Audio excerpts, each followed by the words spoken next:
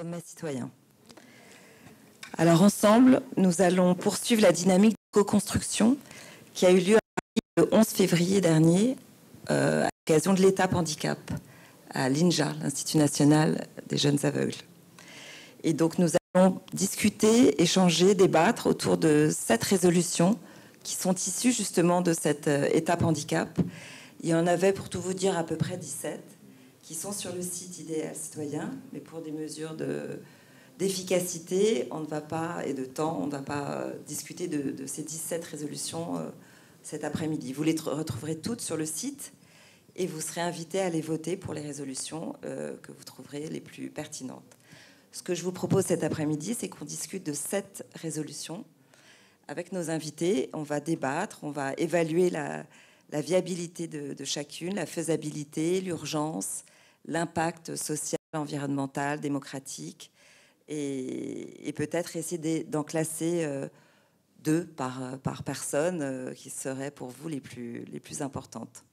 Afin de pouvoir voter à la fin, vous trouverez dans la salle un QR code qui vous mènera sur la page du site Idéal Citoyen. Alors d'abord, je vais vous présenter nos invités, nos intervenants. Donc nous avons à ma droite Mara Tournier, qui est la chef du service éducatif et culturel de l'INJA, l'Institut national des jeunes aveugles. Bonjour. Nous avons 2 présidents et d'autres présidentes autour de cette table ronde, et Katia Dayan, la présidente et la fondatrice de l'entreprise Les Papillons de Jour. Bonjour.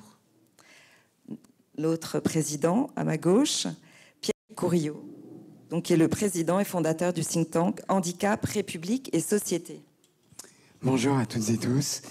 Ravi de vous retrouver à la suite de cette belle étape anniversaire qui fut un succès.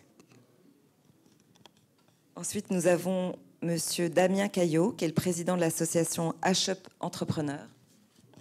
Eh bien également, bonjour à toutes et à tous. Ravi d'être à Lille cet après-midi et ravi d'être avec vous. Merci. Alors en bas, nous avons Nicolas Karaziewicz. Pardon, je recommence. Karaziewicz, c'est mieux, qui est le référent politique handicap des Hauts-de-France pour l'AP-HPP, qui est ici, monsieur. Je vous descendrai le micro au moment d'intervenir, peut-être. Et nous avons Sylviane Delacroix, bien sûr, face à moi, qui est là, adjointe à la mairie de Lille, en charge de l'inclusion des personnes en situation de handicap et accessibilité. C'est bien ça? C'est bien ça. Parfait. Et j'ai monsieur Bruno Cavaco, bien sûr, face à moi aussi, qui est là au premier rang, qui est le président du collectif Handitech. Très utile aussi. Alors, avant de vous lire les 7 résolutions sur lesquelles nous allons nous pencher, j'aimerais que vous ayez bien en tête qu'à chaque fois, il faudra identifier les forces de chacune des résolutions, les limites, les obstacles et les conditions concrètes de mise en œuvre de ces résolutions. Comme ça, ça nous donne un peu une direction pour éviter de partir dans tous les sens. Alors voilà, ces 7 résolutions que vous retrouvez bien sûr sur le site Idéal Citoyen. Il y a 3 thématiques. Donc la première est autour d'une réforme institutionnelle et législative. La résolution première, ce serait de modifier l'article 1er de la Constitution pour inscrire l'inclusion comme valeur fondamentale de la République. C'est ambitieux. Et réalisable. Et l'objectif, donc, est de donner une assise juridique et politique forte aux droits des personnes handicapées, en obligeant ainsi l'État et les collectivités à penser l'inclusion dans toutes leurs politiques publiques. On en discutera justement après, ce serait intéressant d'avoir votre point de vue. La résolution 2, mettre en place des mécanismes de contrôle pour s'assurer que les aides publiques sont bien orientées et ciblées. L'objectif simple, lutter contre le détournement ou la mauvaise gestion des aides, améliorer la transparence et la confiance dans le système. Ensuite, une thématique éducation et scolarisation. La résolution numéro 3 est de former les AESH à hauteur de 120 heures et leur garantir un salaire équitable. Évidemment, l'objectif est professionnaliser un métier central pour l'inclusion scolaire, de renforcer la qualité de l'accompagnement des élèves. Car, comme on le sait, sans AESH, un enfant ne peut pas rentrer à l'école. Et donc, on ne parle pas d'une société inclusive. La résolution numéro 4 serait de mettre à disposition des logiciels spécialisés pour les élèves handicapés. L'objectif est de donner des moyens concrets à l'école inclusive en adaptant des outils pédagogiques aux besoins réels des élèves. Enfin, une thématique autour de l'emploi, de l'insertion, de l'accessibilité et de l'inclusion numérique. La résolution numéro 5 propose d'organiser des campagnes de sensibilisation et des journées d'initiation en entreprise. L'objectif, bien sûr, est d'agir sur les représentations sociales du handicap, favoriser une culture d'inclusion en milieu professionnel et de réduire les freins à l'embauche.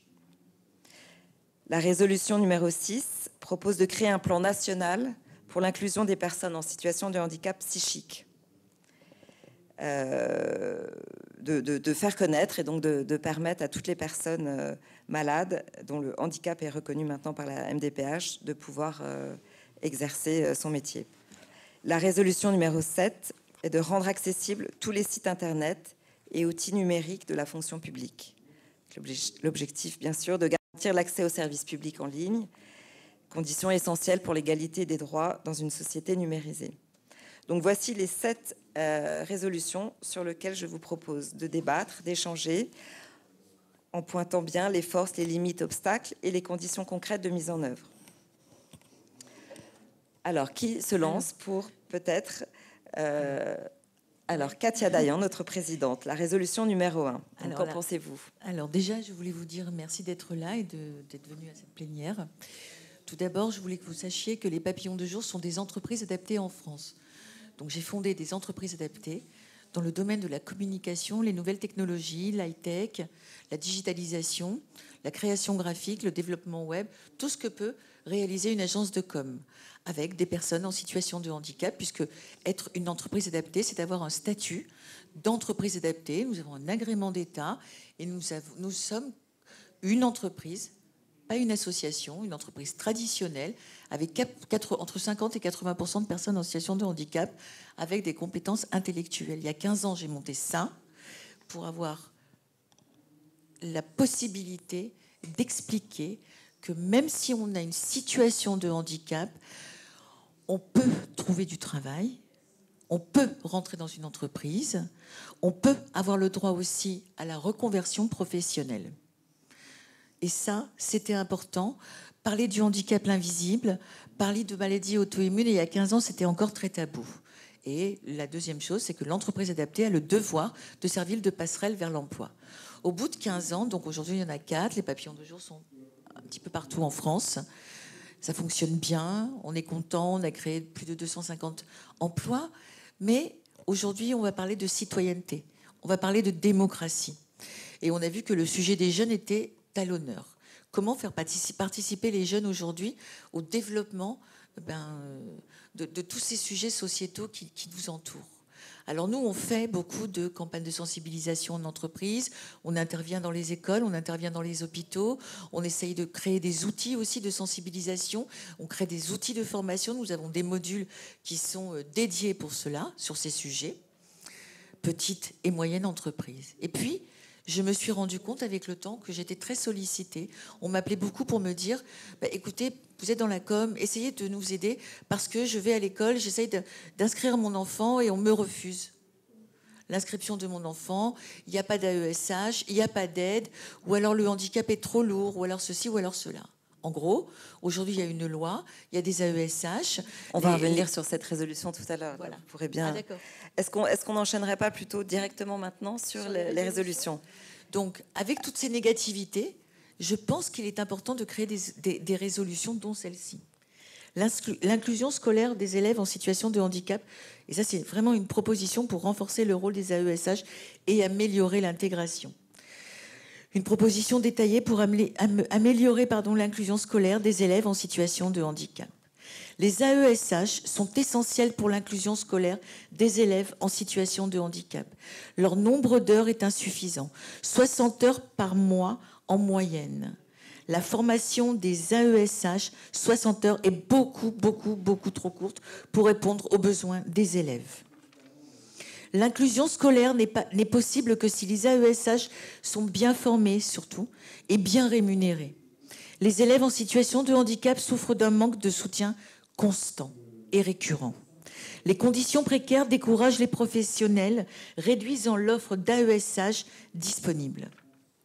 Passer à 35 heures par semaine permettra d'assurer un accompagnement beaucoup plus stable et beaucoup plus personnalisé.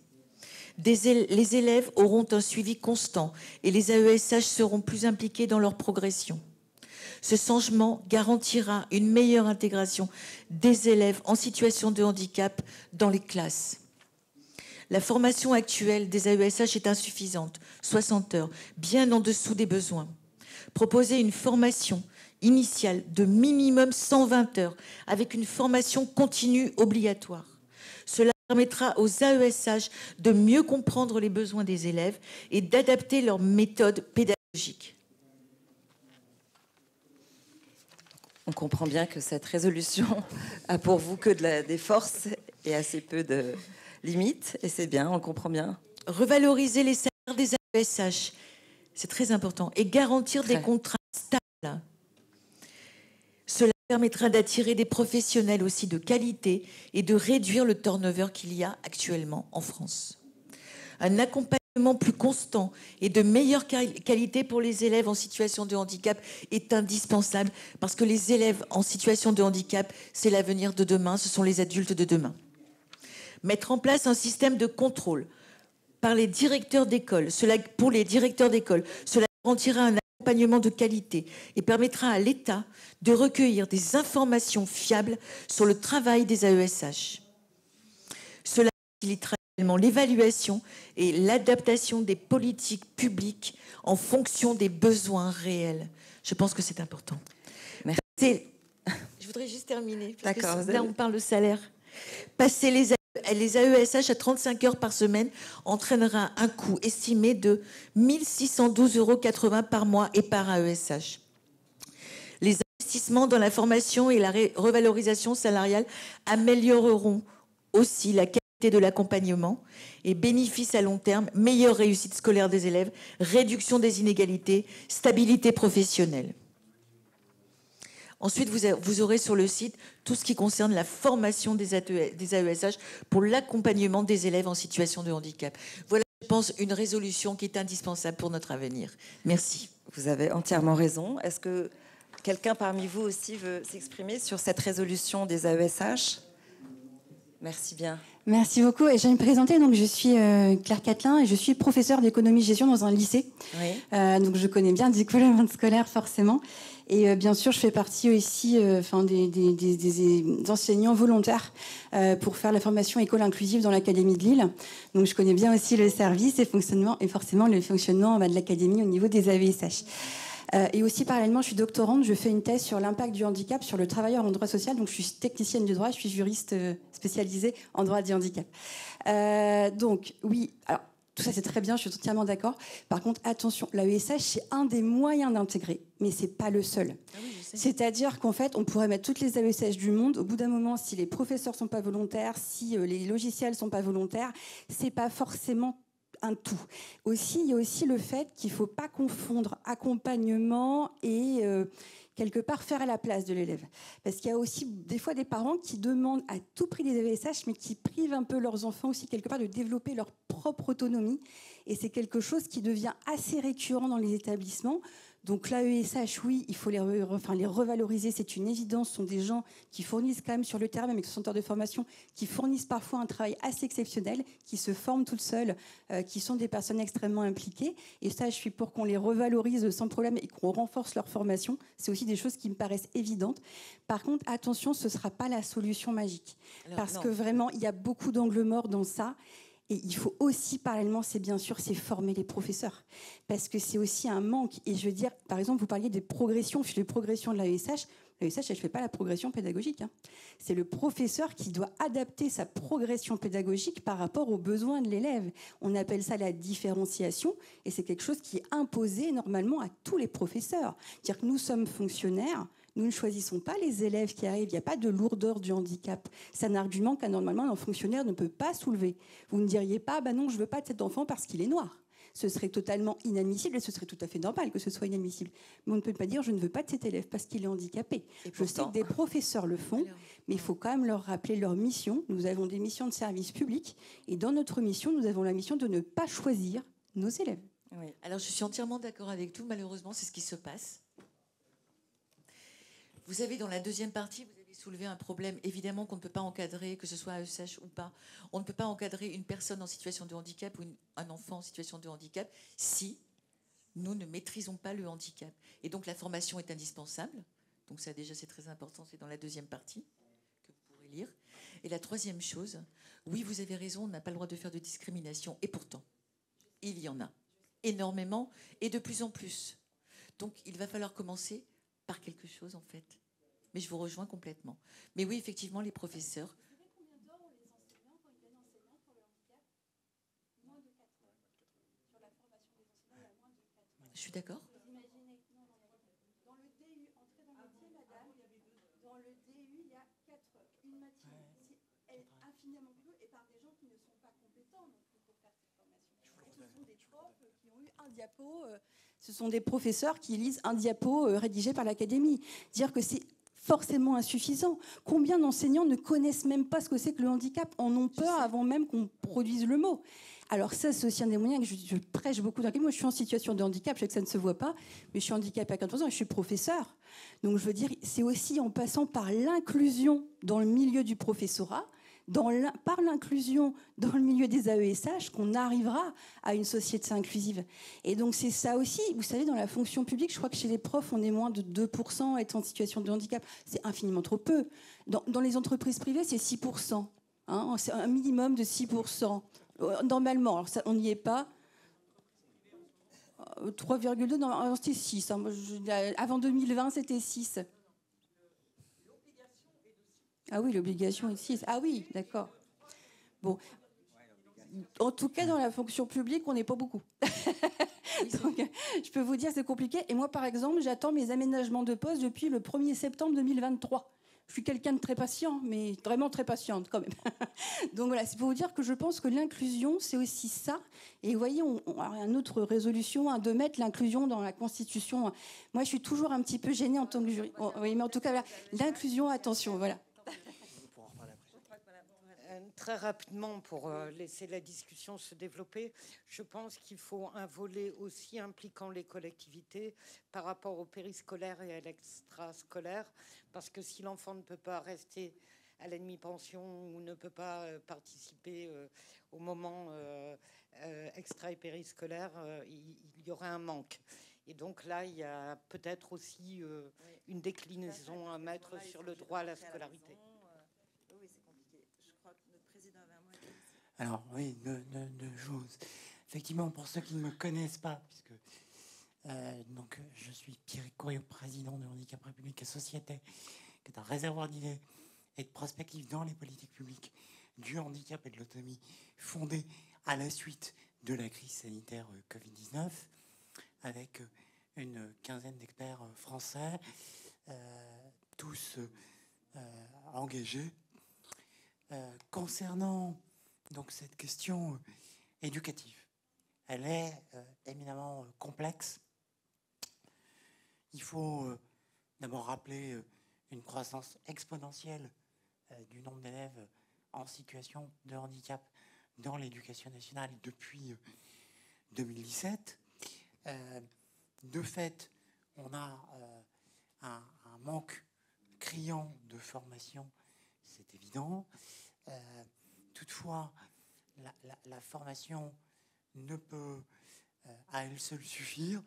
On a aussi toute une réflexion un peu plus large à ouvrir sur la question de la coopération entre les différents acteurs, que ce soit l'éducation nationale, les professionnels du médico-social et du sanitaire, les collectivités territoriales. Et donc, la limite au-delà de la formation est quand même d'arriver à embarquer l'ensemble des acteurs dans cette transition avec un réel objectif de validation des acquis pédagogiques, puisque, il faut quand même le dire, seuls aujourd'hui 2% des étudiants sont en situation de handicap dans l'enseignement supérieur. Et effectivement, avec des niveaux très inférieurs en master et doctorat.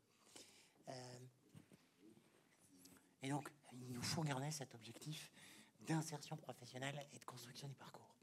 Il faut surtout aussi, si je peux me permettre, attirer les personnes vers ce métier d'AESH, parce que bon nombre de familles sont obligées de mettre la main à la poche et d'employer elles-mêmes leur AESH. Donc ça fait un salaire supplémentaire vraiment à donner parce qu'il n'y en a pas assez. Et quand il n'y a pas d'AESH, pour l'enfant, il n'est pas accepté à l'école. C'est quand même essentiel. Oui. Voilà. Donc, oui, bien sûr. Juste un point, alors je rejoins totalement le propos, je souscris sur les AESH, la formation, l'augmentation de salaire ou autre, mais j'abonde aussi totalement dans ce que vous avez dit, dans le témoignage et dans l'analyse et dans le constat.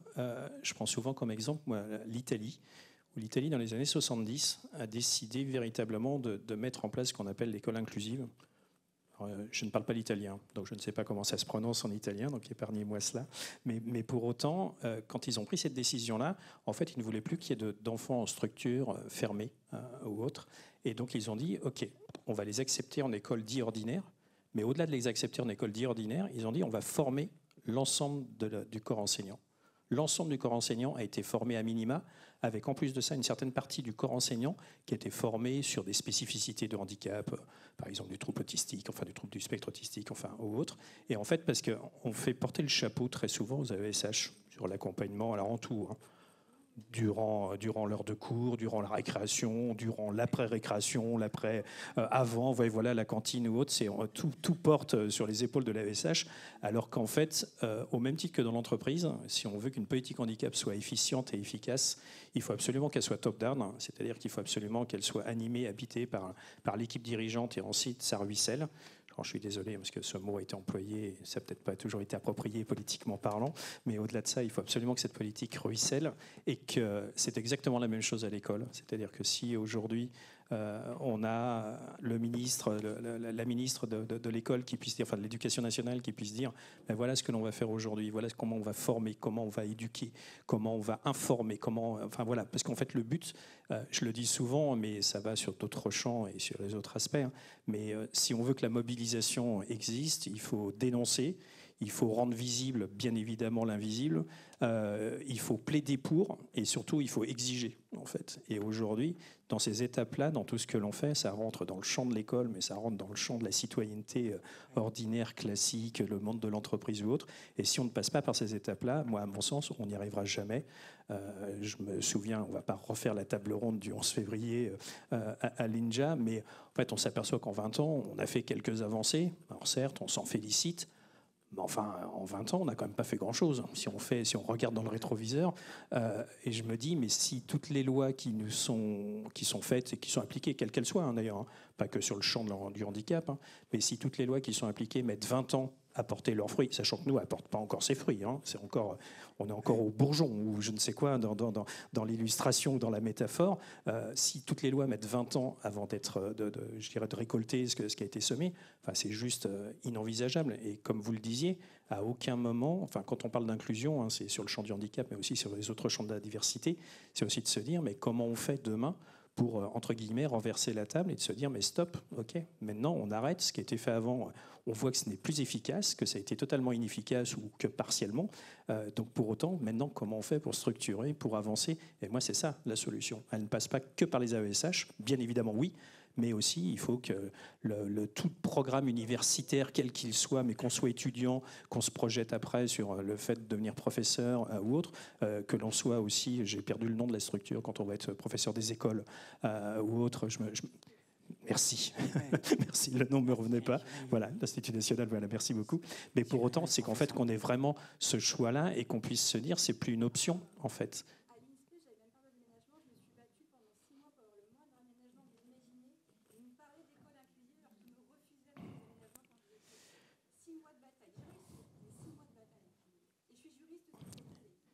Ce qui aide un peu. Oui, c'est ça. Oui, non, mais je veux dire, c'est depuis le départ. Ah oui, c'est de la maternelle. C'est de la maternelle. Alors, je vous propose de passer, on reste dans la thématique éducation et scolarisation, mettre à disposition des logiciels spécialisés pour les enfants handicapés, donc de donner des moyens concrets à l'école inclusive, d'adapter les outils pédagogiques aux besoins réels des élèves. Est-ce que quelqu'un veut s'exprimer? Très bien. Je vais réagir après toi. Tu peux commencer si tu veux. Comme tu veux.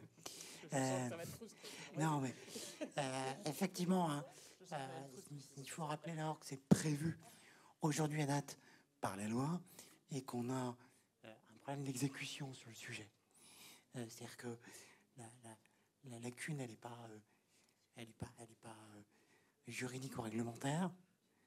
Elle est sur l'effectivité. Voilà. Et ensuite, je pense qu'on y reviendra, on a tout un sujet corollaire, donc sur outre la mise à disposition, le financement des logiciels concernés, mais l'INJA peut aussi en témoigner, toute la question derrière de l'accessibilité des contenus pédagogiques qui en découlent, hein, et donc l'appui technique est important, mais si derrière les contenus ne sont pas nativement accessibles, on est tout de suite particulièrement limité.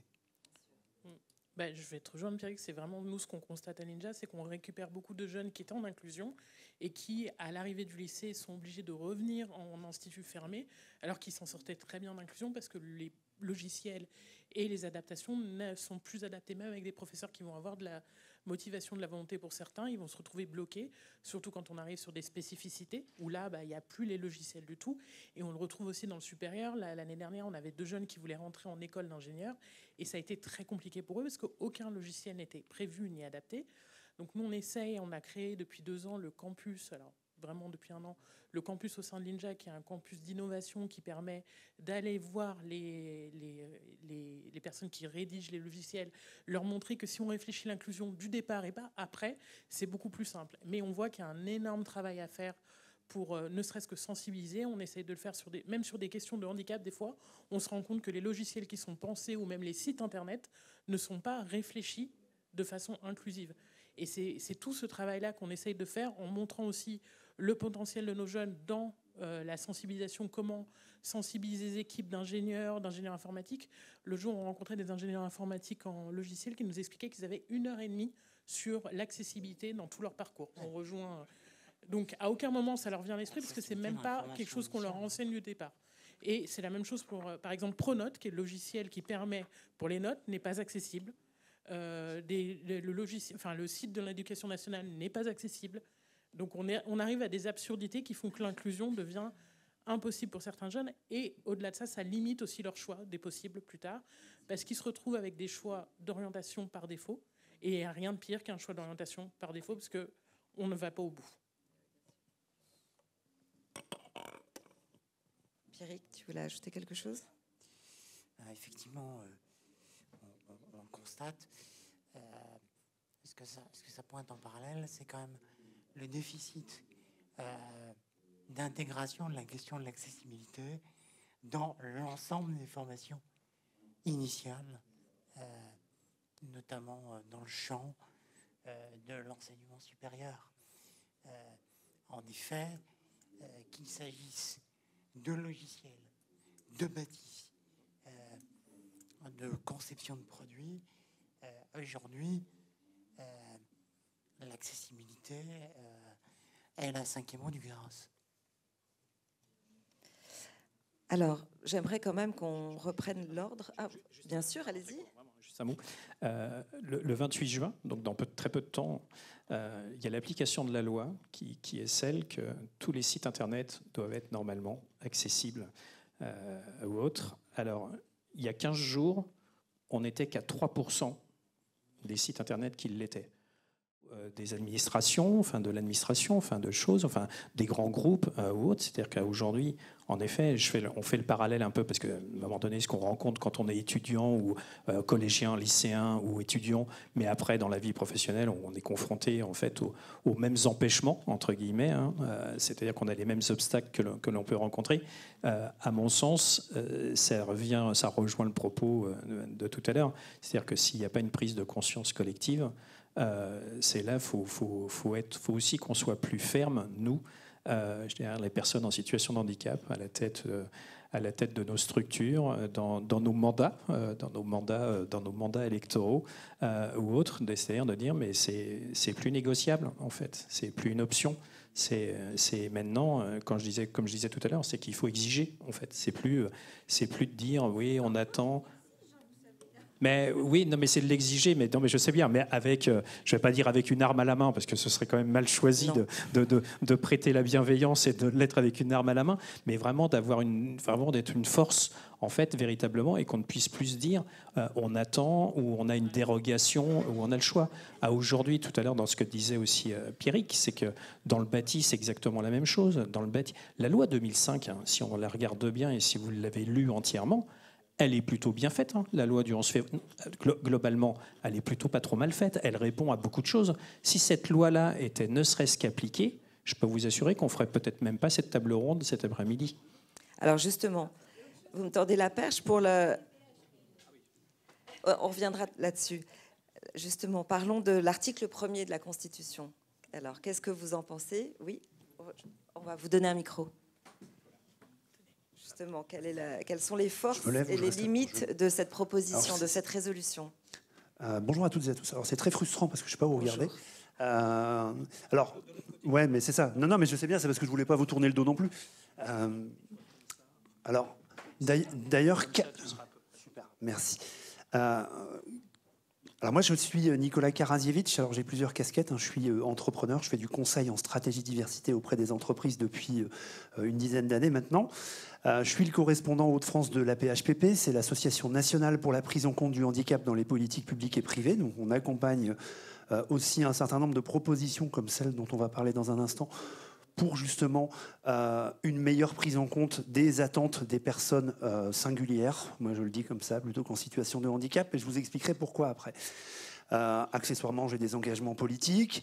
Je suis quelqu'un d'actif sur mon territoire. Et aujourd'hui, avant de parler de cette constitution, moi, j'ai 4 constats sur déjà l'événement d'aujourd'hui qui vont me permettre de revenir sur ce qui a été dit précédemment. C'est pour ça que je n'ai pas pris la parole tout de suite.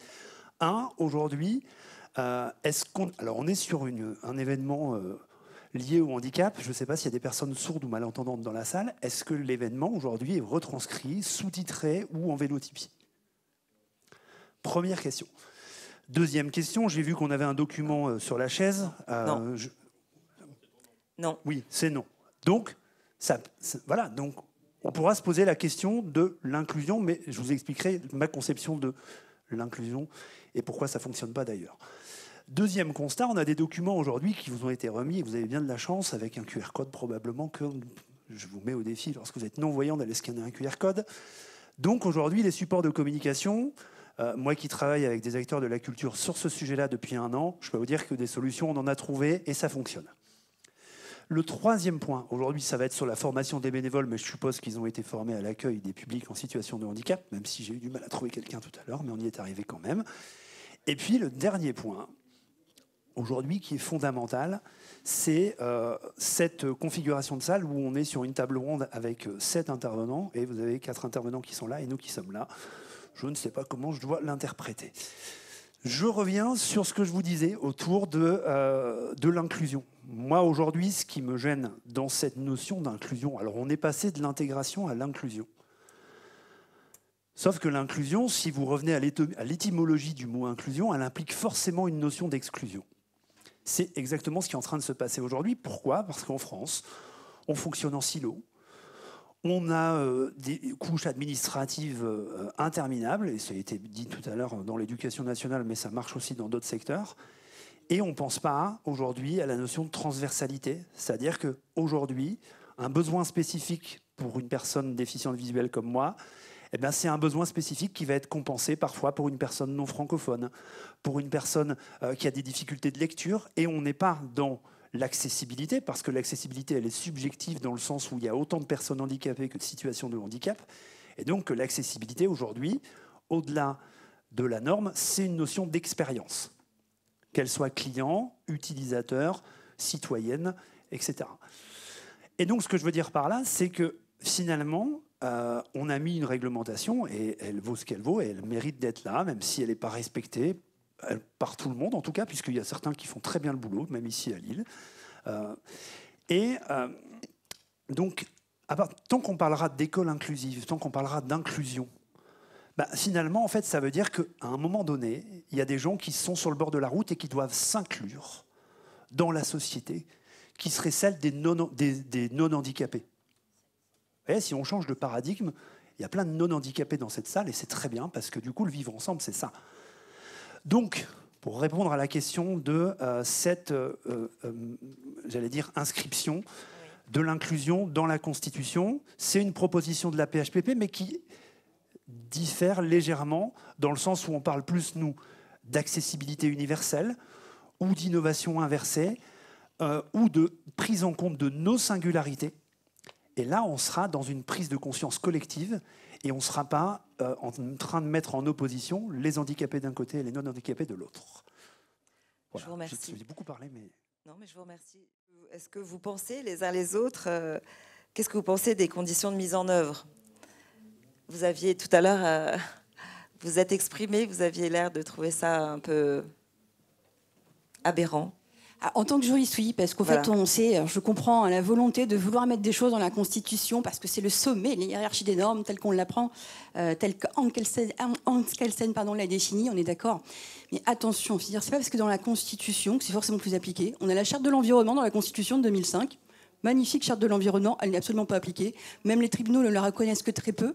Donc c'est bien de mettre des choses dans la Constitution, mais il ne faut pas s'en faire une illusion. Ce n'est pas parce que c'est écrit dans la Constitution que c'est forcément effectif.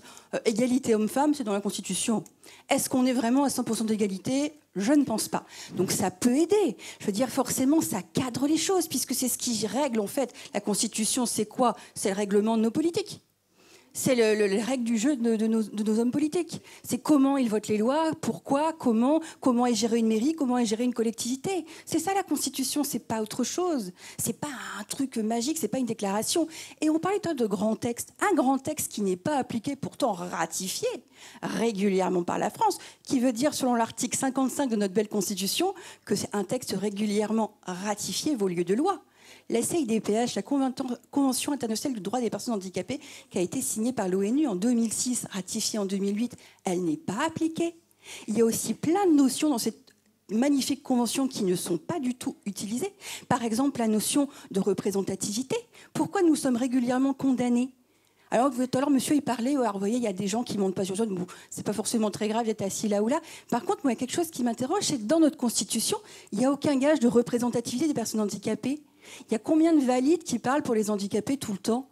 Ce serait quand même bien que dans nos politiques, dans les mairies, dans les conseils régionaux, dans les conseils départementaux, dans les instances représentatives, dans les CDAPH, pas que des valides missionnés par les associations. Je veux dire, il n'y a pas d'usagers, par exemple. Dans le Nord, nous sommes les seuls à avoir un comité des usagers de la MDPH. Il faut le savoir. Alors, pour le coup, c'est une évolution de Sylvie Claire, qui est vice-présidente, mais c'est nouveau. Sinon, il n'y avait pas d'usagers dans les MDPH. Vous imaginez, depuis des années, elles fonctionnent avec des associations gestionnaires, donc des gens valides, missionnés, mais pas des personnes handicapées.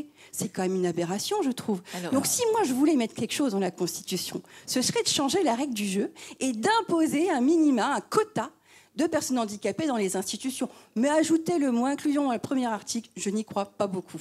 Alors, allez-y, Président. Je vais rapidement rebondir.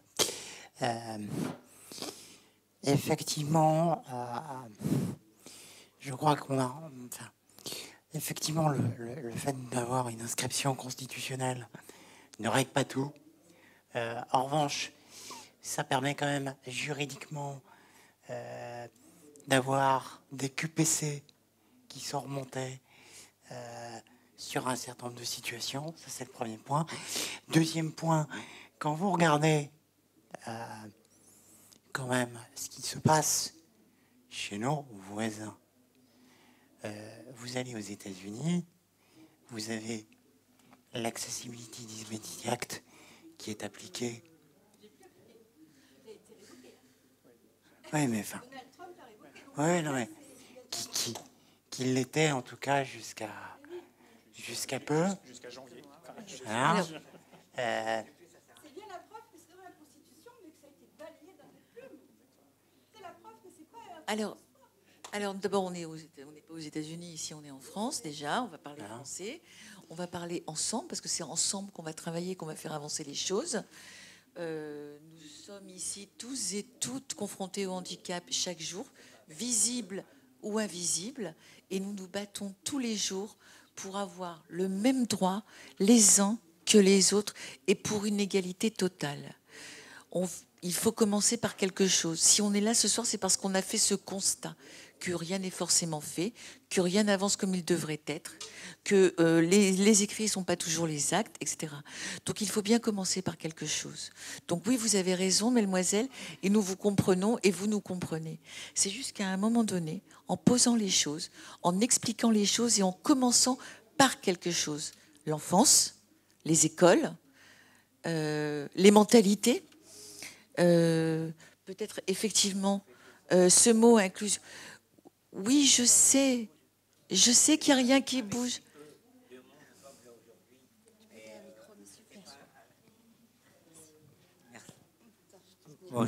Bonjour. C'est Sylvain Van Beek de l'association Andy Move à Lille. C'est pas avec si peu, j'ai encore été à une conférence la semaine dernière à l'APF.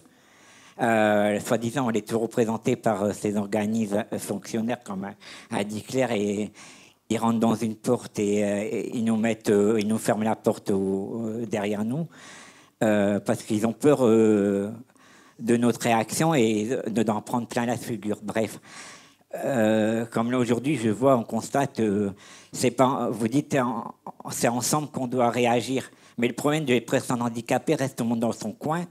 Tout le monde veut faire des organismes ou des associations dans leur coin. Et il n'y a rien qui bouge. Il y a beaucoup de blabla. Et comme là aujourd'hui, comme là, j'ai su par hasard par mon amie Claire, même elle a su par hasard parce qu'il y a eu très peu de communication. Nous, on est une association locale. On est beaucoup sur les réseaux. On l'a rien vu de communication par rapport à aujourd'hui. Ouais, c'est ça. Il y a eu des réseaux. Non, on l'a rien vu. Nous, on est sur les réseaux comme nous. On est un petit groupe. On est très visé sur les réseaux. On n'a pas de site internet et on l'a pas vu de communiquer. Bref, j'ai la preuve. Il y a personne aujourd'hui. Voilà. Du coup, avancer ensemble, je veux bien. Mais beaucoup de monde reste dans son coin. C'était pour vous dire que si on veut avancer ensemble, il faudrait qu'on se réunisse sur c'est pas mettre quelque chose en place. Pour... Ce serait utile d'inscrire le mot inclusion dans la Constitution, justement, dans cet article premier. Oui. Vous êtes plutôt pour? Oui, ça dépend. Comme je rejoins aussi le monsieur tout à l'heure qui a témoigné par rapport à l'inclusion. Il y a le pour et le contre, parce que c'est comme il a expliqué tout à l'heure, vous voyez, même pour lors de la conférence aujourd'hui, il manque d'aménagement adapté, accessible. Du coup, l'inclusion, c'est pas toujours. Oui, monsieur, là-bas. Oui, monsieur. Je vous ramène le micro. Apporte un micro. Bonjour, je m'appelle Arthur, je suis lillois et je travaille, moi, en tant que personne concernée, experte du handicap visuel, à accompagner d'autres personnes en situation de handicap visuel, notamment à l'hôpital national de la vision des 15-20. Et je rebondis sur ce que disait Claire tout à l'heure au sujet de quotas de la participation de personnes en situation de handicap dans différentes instances représentatives. Je pense que c'est éminemment important. Ça a fait évoluer les regards, les représentations, quand, par exemple, quant à la place des femmes dans la société. Et heureusement qu'on a obligé ce changement qui, aujourd'hui, nous paraît complètement normal, mais à l'époque, ça n'était pas possible d'avoir des femmes dans un conseil d'administration. Souvenons-nous-en. Et c'est pas toujours permanent, mais en tout cas, c'est beaucoup plus fréquent aujourd'hui qu'hier. Et je pense que forcer la participation des personnes concernées dans ces différents rôles de représentation, ce serait important. Et ce que je voulais rajouter là, c'est aussi le fait de pouvoir avoir des personnes en situation de handicap qui soient des référents obligatoires dans l'organisation d'événements, dans l'organisation de la vie de la cité et autres, qui aient cette expertise d'usage. Je pense que c'est éminemment important qu'il y ait ces conseils d'usagers, ces retours d'expérience, pour que l'on puisse avancer ensemble là-dessus et que les personnes en situation de handicap puissent avoir une réelle place.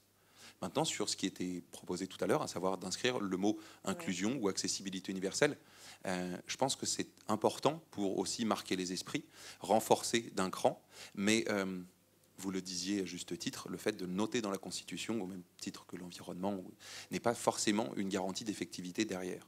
Maintenant, ça ne dessert pas la cause que de le faire et d'avancer. Je m'interroge sur la Constitution pour qu'elle garde son caractère entièrement universel et qu'à partir d'un mot, on ne fasse pas des différences qui, à l'origine, n'existeraient pas sur l'article 1er. Donc, c'est une interrogation.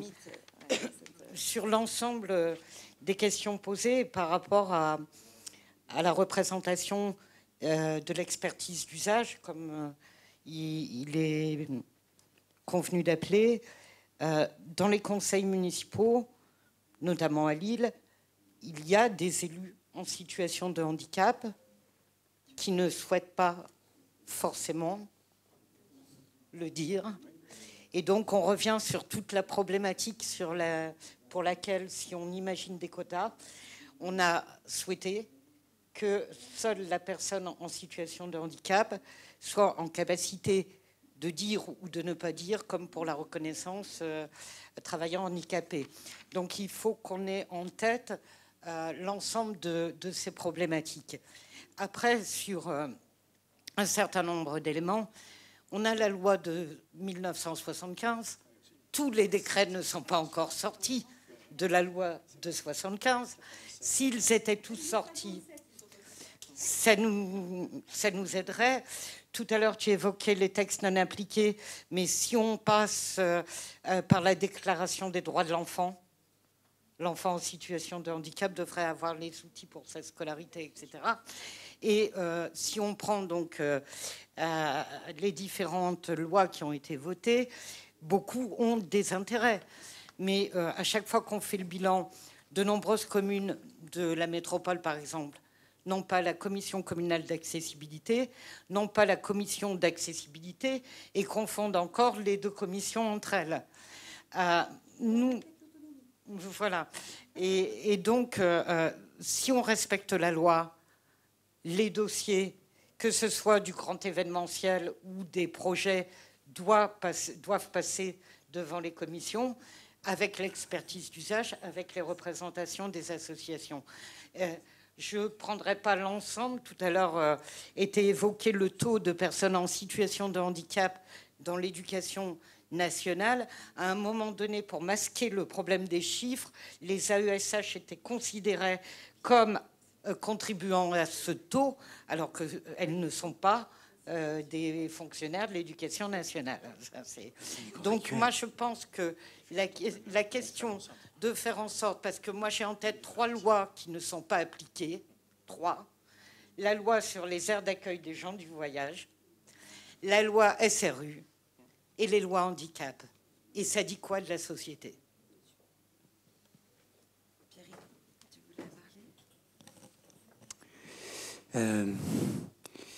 Premièrement, donc, en amont de l'événement, il y a eu une communication qui a été faite de manière assez large avec l'ensemble de nos partenaires, y compris médias, je pense à Suède Radio et différents médias locaux du Nord qui sont à nos côtés sur cet événement et on les en remercie. Voilà. Mais on peut comprendre qu'effectivement, vous n'ayez pas été touché par ces communications et on s'en excuse. Ensuite, sur la question que vous soulevez d'applicabilité des textes pris. Je crois qu'à un moment donné, il faut aussi que nous soyons capables collectivement de se remettre autour d'une table et de regarder quels sont les freins opérationnels, parce que c'est bien beau d'aller faire de la norme, d'aller cocher de la case. Si en revanche, la question de l'usage et de la conception universelle des environnements n'est pas traitée dans l'ensemble de ces aspects, de la formation des salariés, des personnes, jusqu'à la réalisation des projets, je crois que nous passons à côté.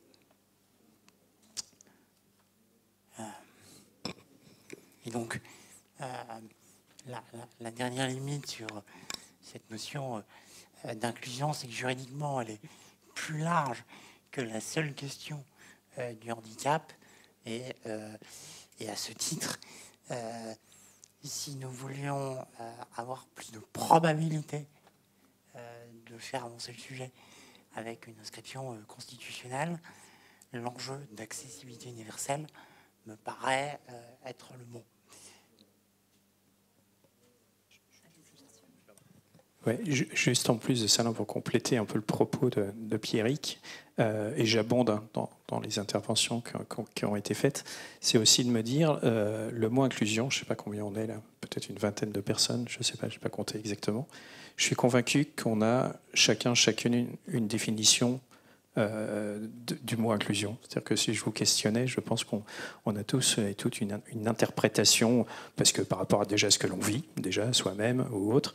Et moi, c'est ça ce que je trouve un tout petit peu, entre guillemets, dangereux de pouvoir l'inclure, enfin tout du moins de le mettre et de l'indiquer dans la Constitution, c'est que je me dis que si déjà nous, on est dans l'entre-soi. Je ne sais pas, je n'ai pas questionné tout le monde, mais enfin, on est des personnes qui sont soit en situation de handicap, soit qui œuvrent au sein d'associations, de structures ou autres, ou très proches en tant qu'élus ou autres dans l'univers du handicap. Je me dis, mais le grand public, qu'est-ce qu'il va entendre par inclusion ?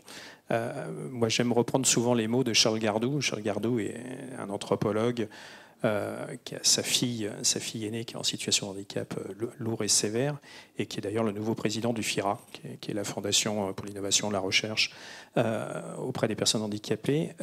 Charles dit à chaque fois que pour lui, une société inclusive, c'est une société qui est sans exclusivité, sans exclusion et sans privilège, en fait.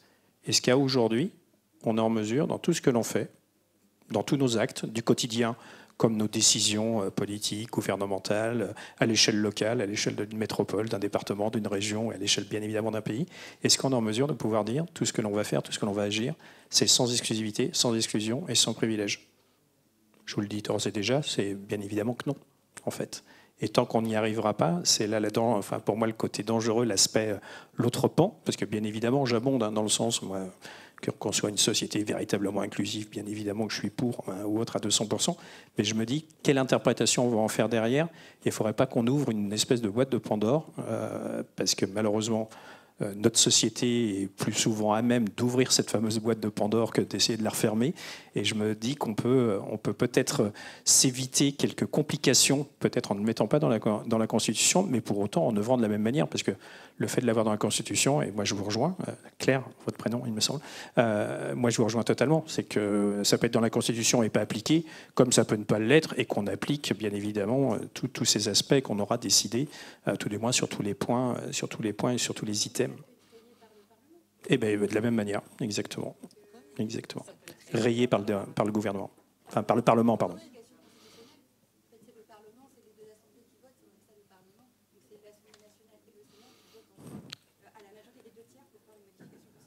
Parce que l'inclusion, enfin moi, je suis à la tête d'une association, mais je suis à la tête aussi d'un cabinet de conseil, moi, en politique handicap. Je peux vous assurer que inclusion, c'est mis à toutes les sauces. Alors, très souvent, à bon escient, nous sommes d'accord, c'est teinté de bienveillance à chaque fois.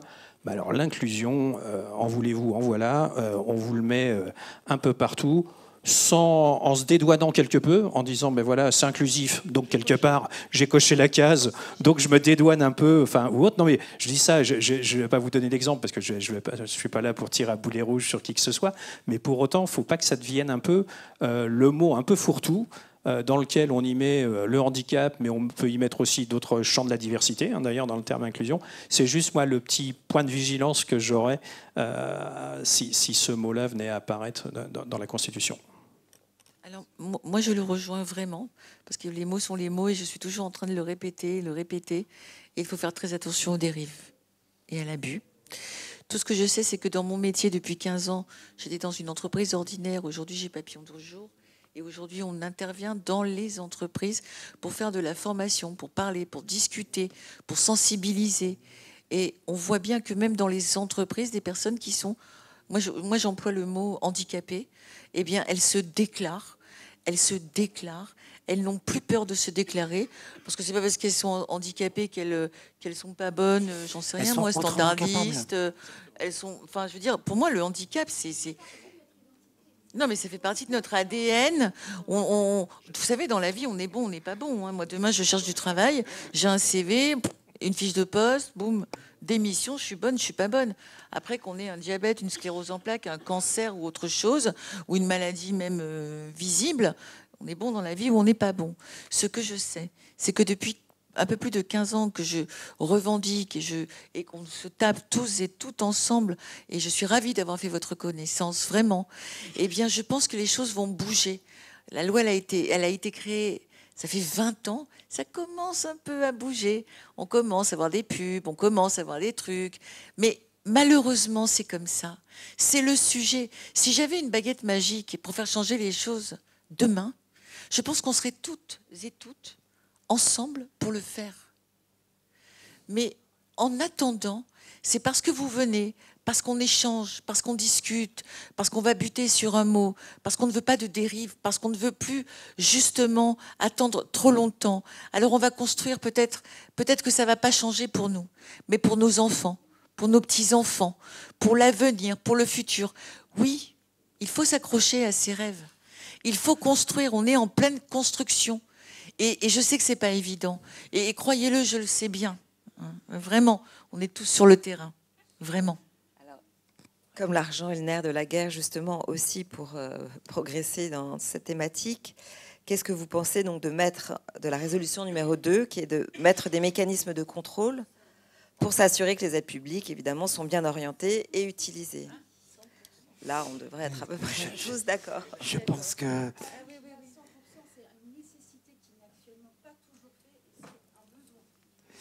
Alors, ouais, non, ouais. Oui, monsieur. Allez-y, monsieur.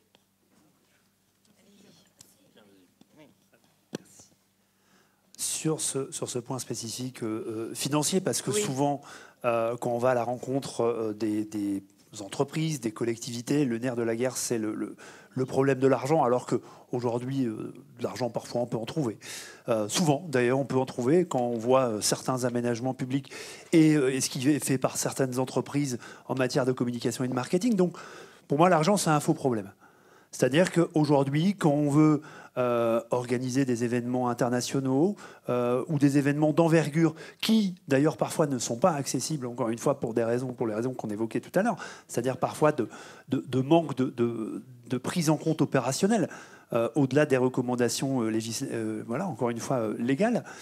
La vraie question, effectivement, c'est aujourd'hui, évidemment, je crois qu'on est tous d'accord pour dire que les financements, qu'ils soient publics ou parfois privés, et des fondations, enfin voilà, le fonds territorial d'accessibilité par exemple, aujourd'hui, c'est des dispositifs, vous allez frapper à la porte des petits commerçants du Vieux-Lille par exemple, très peu connaissent l'existence du fonds territorial d'accessibilité qui a été mis en place par notre gouvernement. On peut lui reprocher plein de choses, mais pour le coup, il a eu le mérite de le mettre en place. Et aujourd'hui, les petits commerçants ne savent pas que ça existe.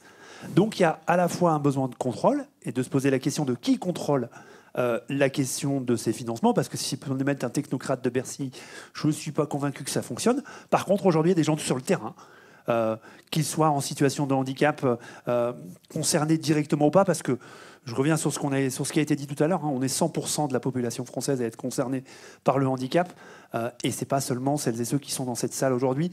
Donc pour moi, ça doit faire société, ce sujet. Et donc pour revenir sur le financement, c'est qui fait le contrôle aujourd'hui de ces financements qui sont proposés aux collectivités, aux associations, aux entreprises, aux structures du médico-social qui ont trop longtemps profité, pour certaines, de financements publics sans qu'il y ait de réel contrôle, excusez-moi de le dire.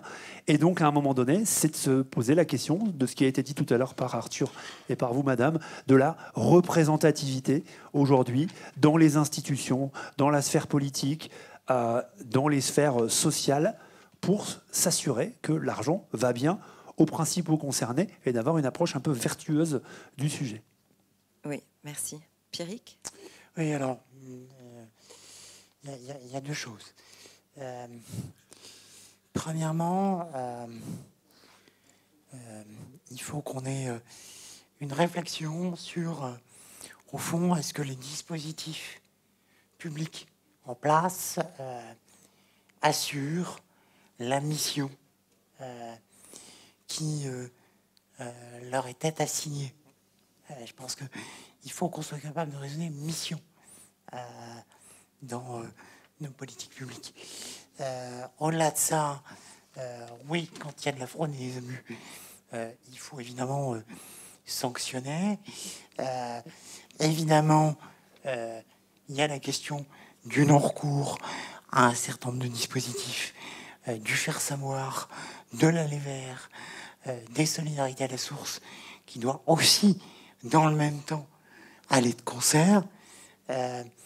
Et effectivement, sur cette question ensuite des dispositifs de fonds territoriaux d'accessibilité tels que tu l'évoquais, je crois qu'on a mal paramétré cette logique. Un crédit d'impôt d'accessibilité sur facture eût été beaucoup plus simple à contrôler, avec une effectivité réelle, des financements dégagés de manière rapide. Et donc, on a aussi à un moment donné la question de comment on pense nos politiques publiques de manière efficiente, en ayant l'usager et les bénéficiaires attendus comme horizon. Une fois que les lois sont appliquées, de se rendre compte qu'elles ne marchent pas, du départ, les lois sont réfléchies ensemble. Et l'inclusion se fait du départ parce qu'il y a un vrai travail de fond à l'origine, et ça évite une gabegie financière énorme parce que les dispositifs étaient bien réfléchis. Alors, bien évidemment, ça n'a pas tout changé, mais ils se sont rendus compte qu'ils ont fait des économies énormes dans les établissements. Ils ont demandé aussi une participation, d'aller rechercher les fonds et du coup de justifier le travail. Maintenant, dans la majorité des établissements médico-sociaux irlandais, alors je ne sais pas si c'est le bon modèle, mais en tout cas c'est un cas, 50% de leurs ressources doivent être cherchées par des fonds autres que l'État. Et chaque année, ils doivent justifier l'utilisation des 50% de l'État. Ce n'est pas un contrôle tous les 3-4 ans. Nous, on l'a vu, hein, on a eu un contrôle de la Cour des comptes. Il y en avait un qui avait été fait 5 ans auparavant. Pendant 5 ans, même si on a amélioré les choses, en plus, les dirigeants sont partis, les équipes ont tourné. Donc, on nous demande des comptes sur des choses qui ne sont pas forcément faites par nous. Donc c'est toujours compliqué que si vous faites un contrôle régulier tous les ans, les gens savent que va y avoir ce contrôle. On n'est pas dans un truc de prier que ça ne tombe pas sur vous, mais on le sait, ça fait partie du travail et du coup on le réfléchit. Je vais vous donner un exemple. Moi qui viens du médico-social, on m'avait toujours dit par exemple que quand je faisais un écrit sur une famille, il fallait que je réfléchisse à pouvoir le lire devant cette famille. Et c'est un peu la même chose. C'est-à-dire que si on réfléchit les pratiques avec les gens en se disant qu'eux vont pouvoir nous demander des comptes dès du départ, on réfléchit différemment et mieux les choses.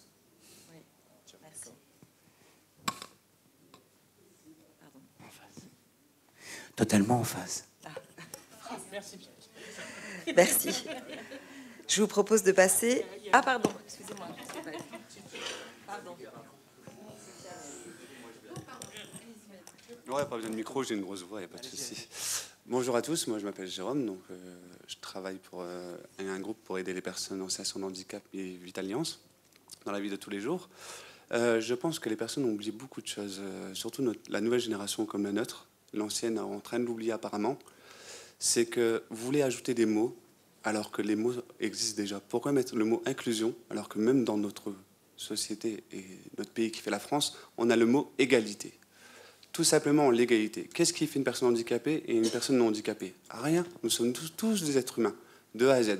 Le père fondateur des États-Unis, Benjamin Franklin, peu de temps avant son décès, en 1790, disait « Arrêtez de vous battre pour des frasques. Battez-vous pour ce qui existe déjà. » Notre général de Gaulle, en France aussi, peu de temps avant qu'il prenne la République, il disait aussi « Battez-vous pour l'égalité. » Qu'est-ce qui fait égalité? L'unisson. Ce n'est pas les lois. Les politiciens voulaient vous mettre des trucs dans vos lois ou inventer des lois encore. Au pire des cas, ils peuvent faire des décrets pour les renlever. Donc tout cela ne sert à rien. D'ailleurs, Macron l'a très bien montré, d'ailleurs, qu'il peut enlever la loi qu'il souhaitait, mais c'était voté par un Sénat, ils s'en foutaient complètement. Ce qui fait la France, enfin ce qui faisait la France, que pour moi, moi j'ai connu mes grands-parents et mes arrière-grands-parents, j'ai eu cette chance, c'est que les Français ne sont plus unis. Vous voulez vous battre pour quelque chose de vrai? Mettez-vous tous dans la rue, comme en mai 68. Là, les lois vont bouger. Mettez le président en face de ses responsabilités et de ses choix pour faire bouger les choses. Tant que vous ne serez pas unis, vous pourrez inventer les phrases que vous voulez, faire des constitutions complémentaires. Qu'est-ce qui changera? Pourquoi inclure des personnes qui sont faites comme nous, de chair et de sang? Pourquoi les inclure alors qu'ils sont exactement pareils que nous? C'est juste, merci beaucoup. C'est pertinent, merci. Merci beaucoup. Il n'y a rien d'extraordinaire, c'est juste battez-vous pour les bonnes choses. Moi, je participe à des tas de réunions grâce à M. Van Beek depuis que je l'ai rencontré. J'ai la chance et la malchance que ma nièce de 14 ans est en situation de handicap de très grande autisme. Il faut être honnête, les scolarités françaises, ça ne leur intéresse pas de prendre des enfants en situation de handicap. Vous savez ce qu'ils font en France avec la sécurité sociale? On les envoie en Belgique. Et la seule solution pour que les enfants français soient intégrés en Belgique pour les écoles en situation de handicap, c'est qu'ils font de l'internat. Donc la plupart des parents français ne veulent pas abandonner leur enfant toute la semaine. Et c'est ça l'honnêteté. L'honnêteté, c'est que l'État français préfère payer moins cher une école en Belgique que de la payer beaucoup plus cher en France pour les enfants en situation de handicap. Et ça serait peut-être temps aussi que le peuple français se révèle. Mais ce n'est pas la politique qui changeront les choses, c'est vous tous réunis. Voilà. La politique ne fera rien tant que vous n'êtes pas unis. C'est pour ça que ce mouvement a été créé, l'idéal citoyen. Vraiment, merci. Monsieur? Vous vouliez intervenir, monsieur? Ah, je crois que vous leviez la main, pardon. Non, mais moi, je peux dire un mot. Ah, bah oui, avec plaisir. Bon, je ne rentre pas forcément dans le cadre. En plus, je n'étais pas à la réunion du 11 février parce que c'était le jour de mon anniversaire. Donc vous, ce qui vous intéresse plutôt, voilà. C'est les outils numériques. Voilà, mais non, mais ça rejoint l'accessibilité, puisqu'en plus, j'étais à un moment donné au CNCPH, et il y a 4 ou 5 ans, c'était déjà le débat d'accessibilité. L'Europe, en 2022, nous tapait dessus parce que, évidemment, on ne mettait pas ça en place. Et en plus, derrière, c'est beau de parler d'accessibilité, c'est concrètement comment on rend les outils accessibles. Voilà, et nous, on a travaillé, puisque j'étais au bureau avec Jean-Dominique Journet, Fédération nationale des aphasiques de France. On s'aperçoit aussi que les choses ne sont pas... Alors, l'aphasique, c'est compliqué, c'est lire, écrire, parler, voilà, c'est multimodal, c'est compliqué.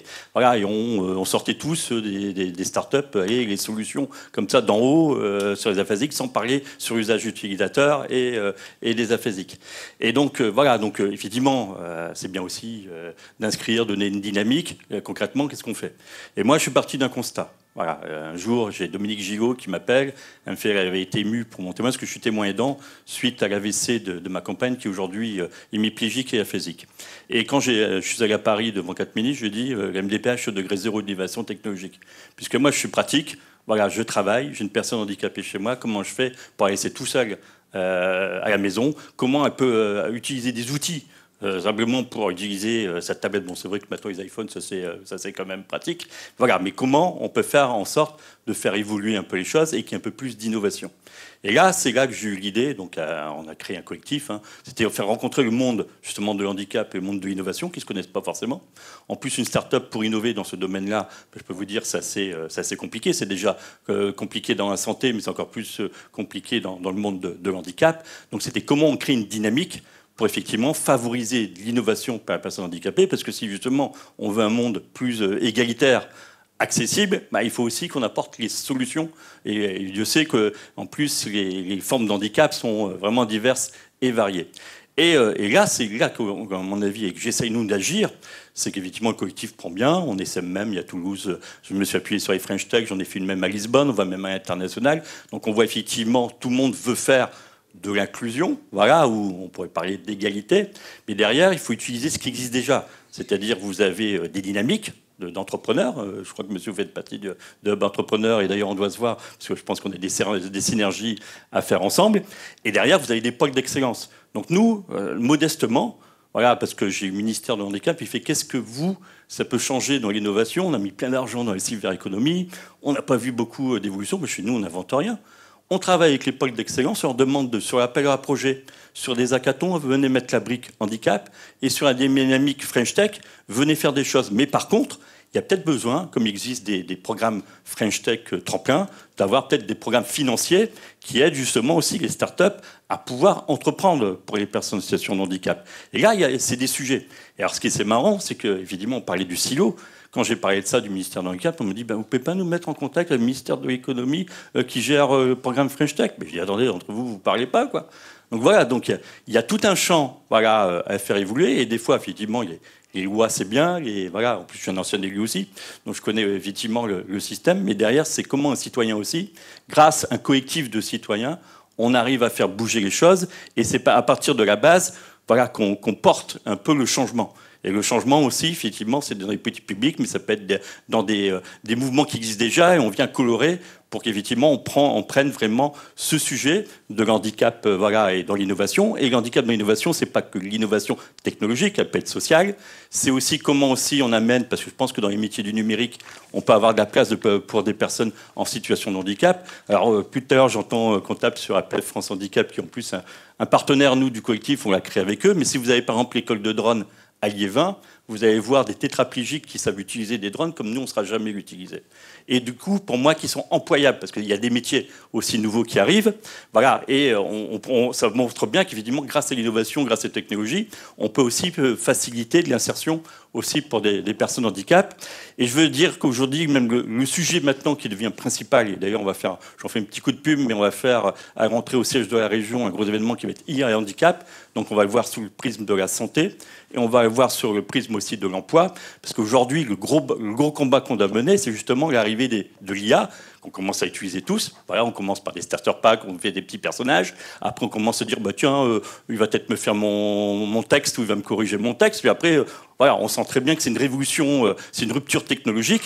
Mais bon, ces algorithmes sont pensés par des gens en haut, donc ça peut même encore accélérer la facture, parce qu'aujourd'hui, c'est des algorithmes qui va décider si vous avez le droit à avoir un prêt pour votre maison. C'est elle qui va être aussi l'algorithme qui va faire en sorte que vous allez avoir un emploi dont tout ce qui est personnes voilà, en situation de handicap, même femmes, sans vouloir faire de parallèle, ou voilà, des minorités ethniques qui pourraient se retrouver exclues. Voilà, donc il y a un vrai sujet aujourd'hui sur l'IA inclusif. Et voilà, c'est une rupture, il faut y rentrer. Il y a eu un rapport européen. Je sais qu'au niveau, je fais partie de la délégation Europe internationale du CNCPH. On va y travailler. Mais voilà, il faut qu'on puisse être clair aussi sur les enjeux de société, parce que sinon, on va être dans une société de plus en plus, je veux dire, plus en plus difficile pour les personnes en situation de handicap. Ah oui, nous, voilà. Alors nous, on travaille justement, un collectif, c'est quoi? C'est aussi, on a le monde de la recherche, on a les entreprises, on a les startups, on a aussi les acteurs de handicap qui ne se connaissent pas forcément. Mais oui, alors nous, aujourd'hui, et c'est ça aussi qu'il faut favoriser, c'est qu'on est contacté aujourd'hui par des laboratoires de recherche qui veulent tester leurs solutions.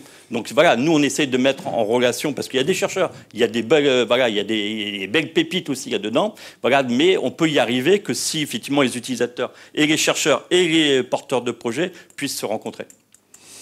Oui, monsieur. Allez-y, le micro est devant vous, monsieur. Merci. Voilà. Bonjour, moi je m'appelle Antoine Taon, je fais partie de la PHPP. Je voudrais revenir sur certains points. Déjà pour la scolarité des enfants en inclusion. Enfin, adapté. Plutôt les enfants qui sont dans l'école adaptée, pas en inclusion. Ce qui se passe aujourd'hui, ce qui pose problème, et on me l'a raconté, il y a deux des écoles sur l'île, les enfants ne se servent plus du braille. On les fait faire travailler sur tout ce qui est ordinateur, adapté, machin et tout. Et au collège, pareil. Sauf que ce qui se passe après, une fois qu'ils sortent de l'école, ils sont plus forcément chez leurs parents. Ils sont perdus. Du coup, ils ne savent plus comment faire. Là, je ne vous cache pas, on parle d'argent. Moi, je vous donne un exemple. Les travaux de la ville de Lille. La ville du Moulinel, par exemple. La zone de rencontre avec les trottinettes et les vélos. L'autre jour, je vais me faire verser. Là, près de chez moi, à la rue Solferino, quand je veux faire mes courses, les travaux, ça fait 2 ans que ça dure. Et ben, à chaque fois, je dois demander un an pour m'aider. Et là, je vois pas où est l'inclusion. Parce que c'était mal géré et mal pensé. Et là, c'est de l'argent qui était perdu. Comme à l'île 3000, il n'y a pas beaucoup de choses accessibles pour les personnes handicapées. Hein. Je vais le programme, je l'ai lu un petit peu, bon bref. Donc après, il y a aussi l'histoire de l'opéra, bon, il est classé monument historique, mais on peut très bien adapter des choses. J'estime dans la vie, quand on peut, on veut. C'est la fête de Lille. Parce que moi, je pars du principe que ce soit inclusion ou non-inclusion, on en est toujours au même, c'est le respect mutuel. Et là, je pense qu'il y a du travail de ce côté-là à faire. C'est vrai que les gens ne sont pas toujours très agréables. Faut dire ce qui est. Hein. En plus, à cause de ces travaux, il y a des commerçants qui ont fermé un peu partout. Et comme disait Nicolas tout à l'heure, il y a des commerçants qui ont certaines choses dans le Vieux-Lille. Et je pense qu'il y a un gros travail à repenser là-dessus. Parce que je pense qu'on peut avancer tout doucement. Bon, on ne peut pas tout faire en un jour. On n'a pas bâti Paris en un jour. Mais je pense que, comme disait tout à l'heure monsieur, si on serre tous les coudes, comme mai 68, il y a des choses qui pourraient peut-être bouger par moment. Et nous écouter. Je veux dire par là aussi, c'est que les problèmes des collectivités, bon, il n'y a pas que du mauvais, il faut dire ce qui est bien aussi. Moi, je fais partie du sport adapté avec la ville de Lille. Bon, là, je ne peux plus actuellement. Mais je pense que le réel problème du jour d'aujourd'hui, c'est qu'on ne consulte pas assez les personnes déficientes visuelles, ou autres d'ailleurs. Ça peut être les institutions, la PF, ça peut être les instituts médico-éducatifs, tout ensemble.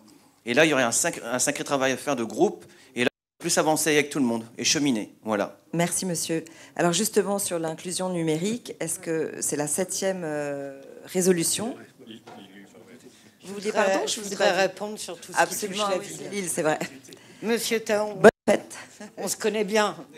On se voit à la Melle. Ah. Non, à la ville de Lille. Oui, mais on se voit aussi dans les commissions, la commission intercommunale d'accessibilité qu'on a fait à la ville de Lille il n'y a pas si longtemps, parce qu'on a obligé la Melle à présenter ses dossiers avant de les mettre en œuvre.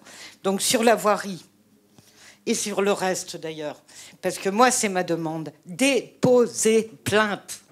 Déposer plainte. Pour nous, élus à l'inclusion ou à l'universalité, moi je préfère le terme universel qu'inclusif, les voiries telles qu'elles sont, moi je me bats contre, vous le savez. Vous savez que je suis intervenue dans différentes commissions. Vous savez aussi que sur un certain nombre de dossiers, c'est une question de rapport de force, comme dans toute la vie. Je salue... j'étais bien jeune, même si je ne le suis plus. Les références à mai 68. Moi, j'ai vécu février mai 68 parce que ça commence dans les usines quand même. Et je vais effectivement, si vous pouvez faire un peu rapidement parce qu'il nous reste 3 résolutions. Déposer plainte si l'accessibilité des bâtiments n'est pas là. Déposer plainte si l'accessibilité de la voirie ne convient pas. Et n'hésitez pas. N'hésitez pas. C'est un sport de combat, l'accessibilité. Vous avez une juriste dans la sac. L'inclusion numérique, évidemment, tout ça, le minimum, ce serait que tous les sites de la fonction publique soient accessibles au plus grand nombre.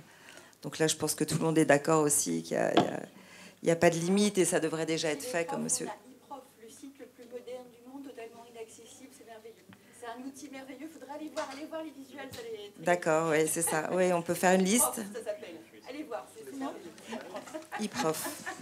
Oui.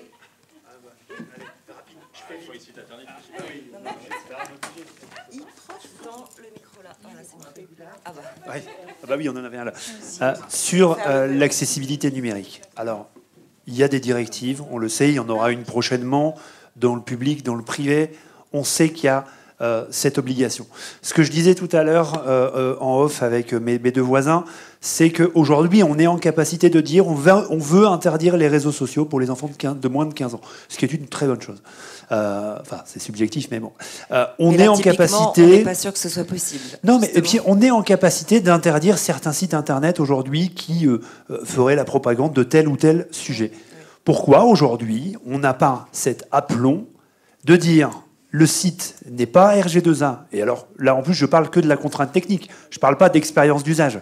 Le site n'est pas aux références RG2A, on le déréférence, il n'est plus accessible en France, et là je peux vous dire qu'en 6 mois, on va faire bosser des gens dans le numérique.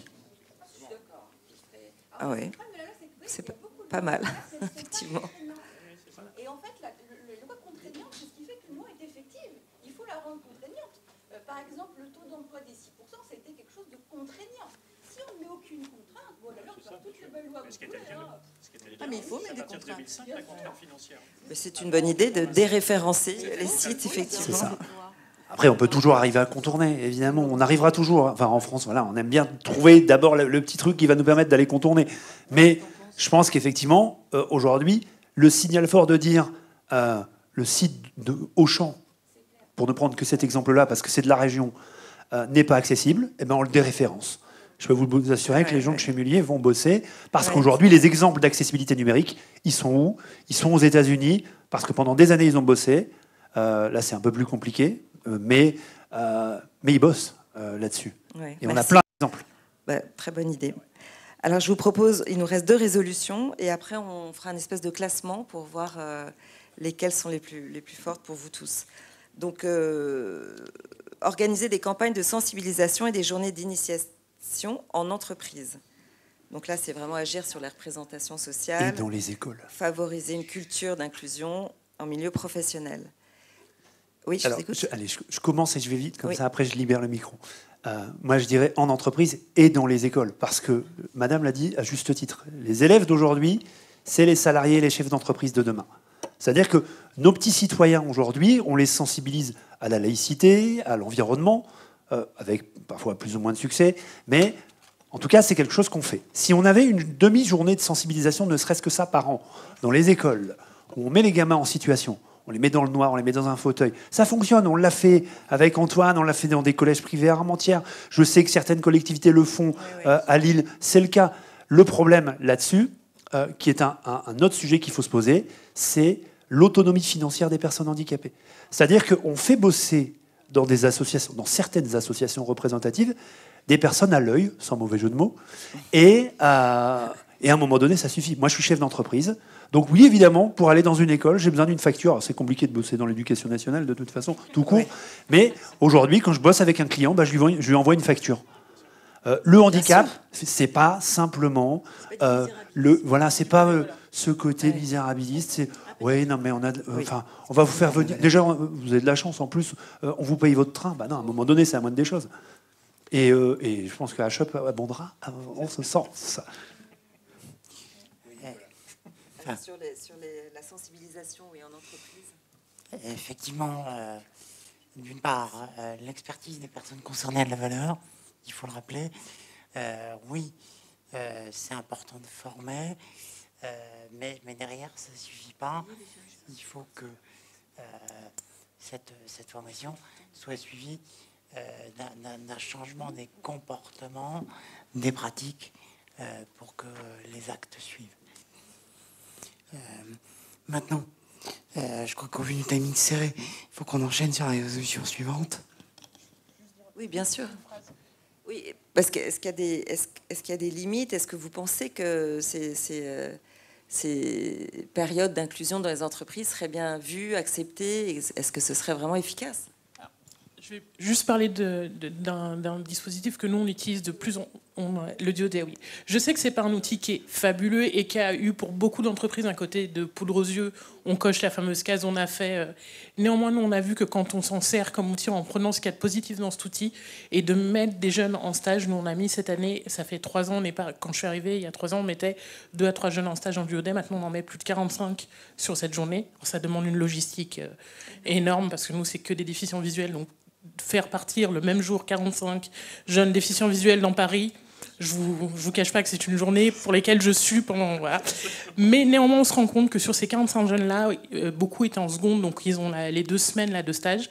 Et bien sur les 45, on en a 25 qui retournent dans l'entreprise, qui pour lesquels ils ont postulé. Et je sais très bien que ces jeunes, s'ils avaient postulé sans cette journée du Haudet, qui a permis de rassurer, de dire aux gens, bah, vous voyez, ok, ça va demander des aménagements, ça va demander peut-être de mettre quelqu'un référent, mais c'est pas infaisable. On peut le faire, et surtout ces jeunes ont un potentiel. C'est pas juste de dire on va accueillir un petit handicapé la journée, c'est il va pouvoir nous apporter quelque chose. Nous par exemple, on a des jeunes qui ont été embauchés après dans une entreprise de cybersécurité parce qu'ils avaient la capacité de coder en Python, quelque chose qui n'est plus enseigné en école d'ingénieur. Et cette capacité a fait qu'on ne les a repris pas parce qu'on a fait de la charité, mais parce qu'on a vu le potentiel de ces jeunes. Donc il y a des dispositifs qui existent, on en revient à ce qu'on disait tout à l'heure. Si on sert déjà de ce qui existe et qu'on l'utilise à bon escient, et qu'on ne voit pas que le côté négatif de on coche la case, on peut en faire des choses très bénéfiques. Oui, le DUOD, évidemment, dans mon entreprise, c'est très, très important. Pour moi, d'ailleurs, il ne devrait pas y avoir une seule journée DUOD, parce que je trouve que c'est... voilà. Et nous, on a inventé d'autres journées.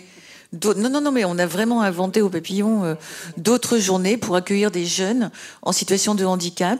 Et comme on sert de passerelle vers l'emploi, on a eu cette année 43 jeunes qui ont trouvé de l'emploi dans des grandes entreprises, communication, digital, même des partenaires de toute façon.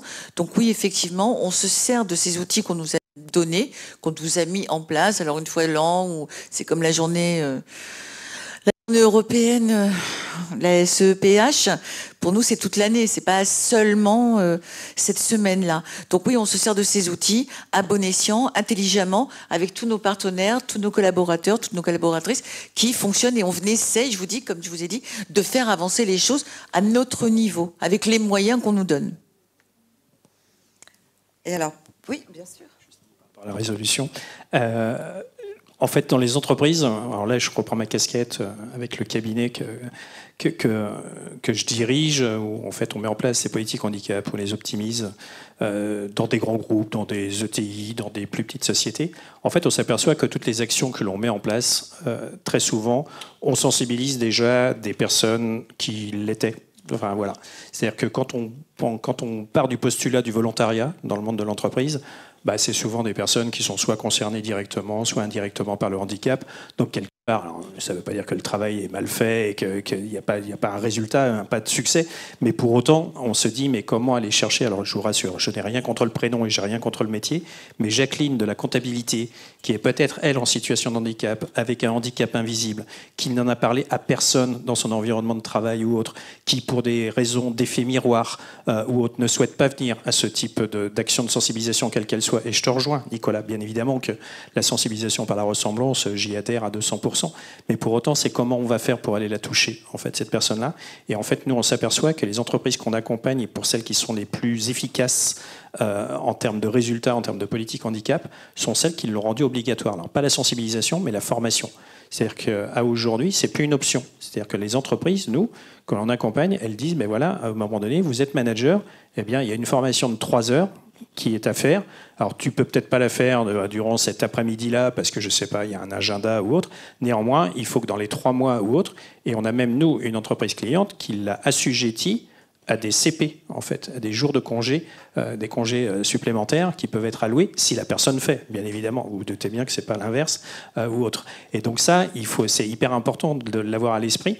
Et en plus de ça, ce qu'il faut que vous sachiez aussi, c'est que dans le monde de l'entreprise, là, on parle d'entreprises qui ont souvent plus de 500 salariés, on va dire à peu près. Mais en fait, toutes celles qui ont moins de 500 salariés, et je serais même tenté de dire toutes celles qui ont moins de 100 salariés, en fait, on a l'impression qu'elles passent sous les radars, en fait, ces entreprises-là. Aujourd'hui, une entreprise de 50 salariés qui appelle la GFIP, je vous mets au défi que la GFIP lui réponde. Je vous mets au défi, où que ce soit, qu'on soit à Lille, qu'on soit à Marseille, qu'on soit à Paris, à Brest, à Strasbourg, où que ce soit. Pourquoi? Parce qu'en fait, je ne fais pas le procès de la GFIP non plus, mais la GFIP se concentre sur les grands groupes, sur les ETI, ou autres, peut-être aussi par un manque de moyens. Alors la GFIP, c'est l'organisme qui... Ah ouais, je pensais que c'était pour avoir... en fait... Sur l'aménagement, oui, mais après sur d'autres questions, sur de la mise en place, par exemple de formation ou autre, c'est extrêmement complexe, je peux vous assurer. Et en fait, je me dis, moi demain, c'est que comment on peut faire. Alors, Moi, chez un cabinet, moi, tant mieux. Hein, j'aimerais demain travailler avec toutes les entreprises de France et de Navarre. Je recruterais, enfin bref, ainsi de suite.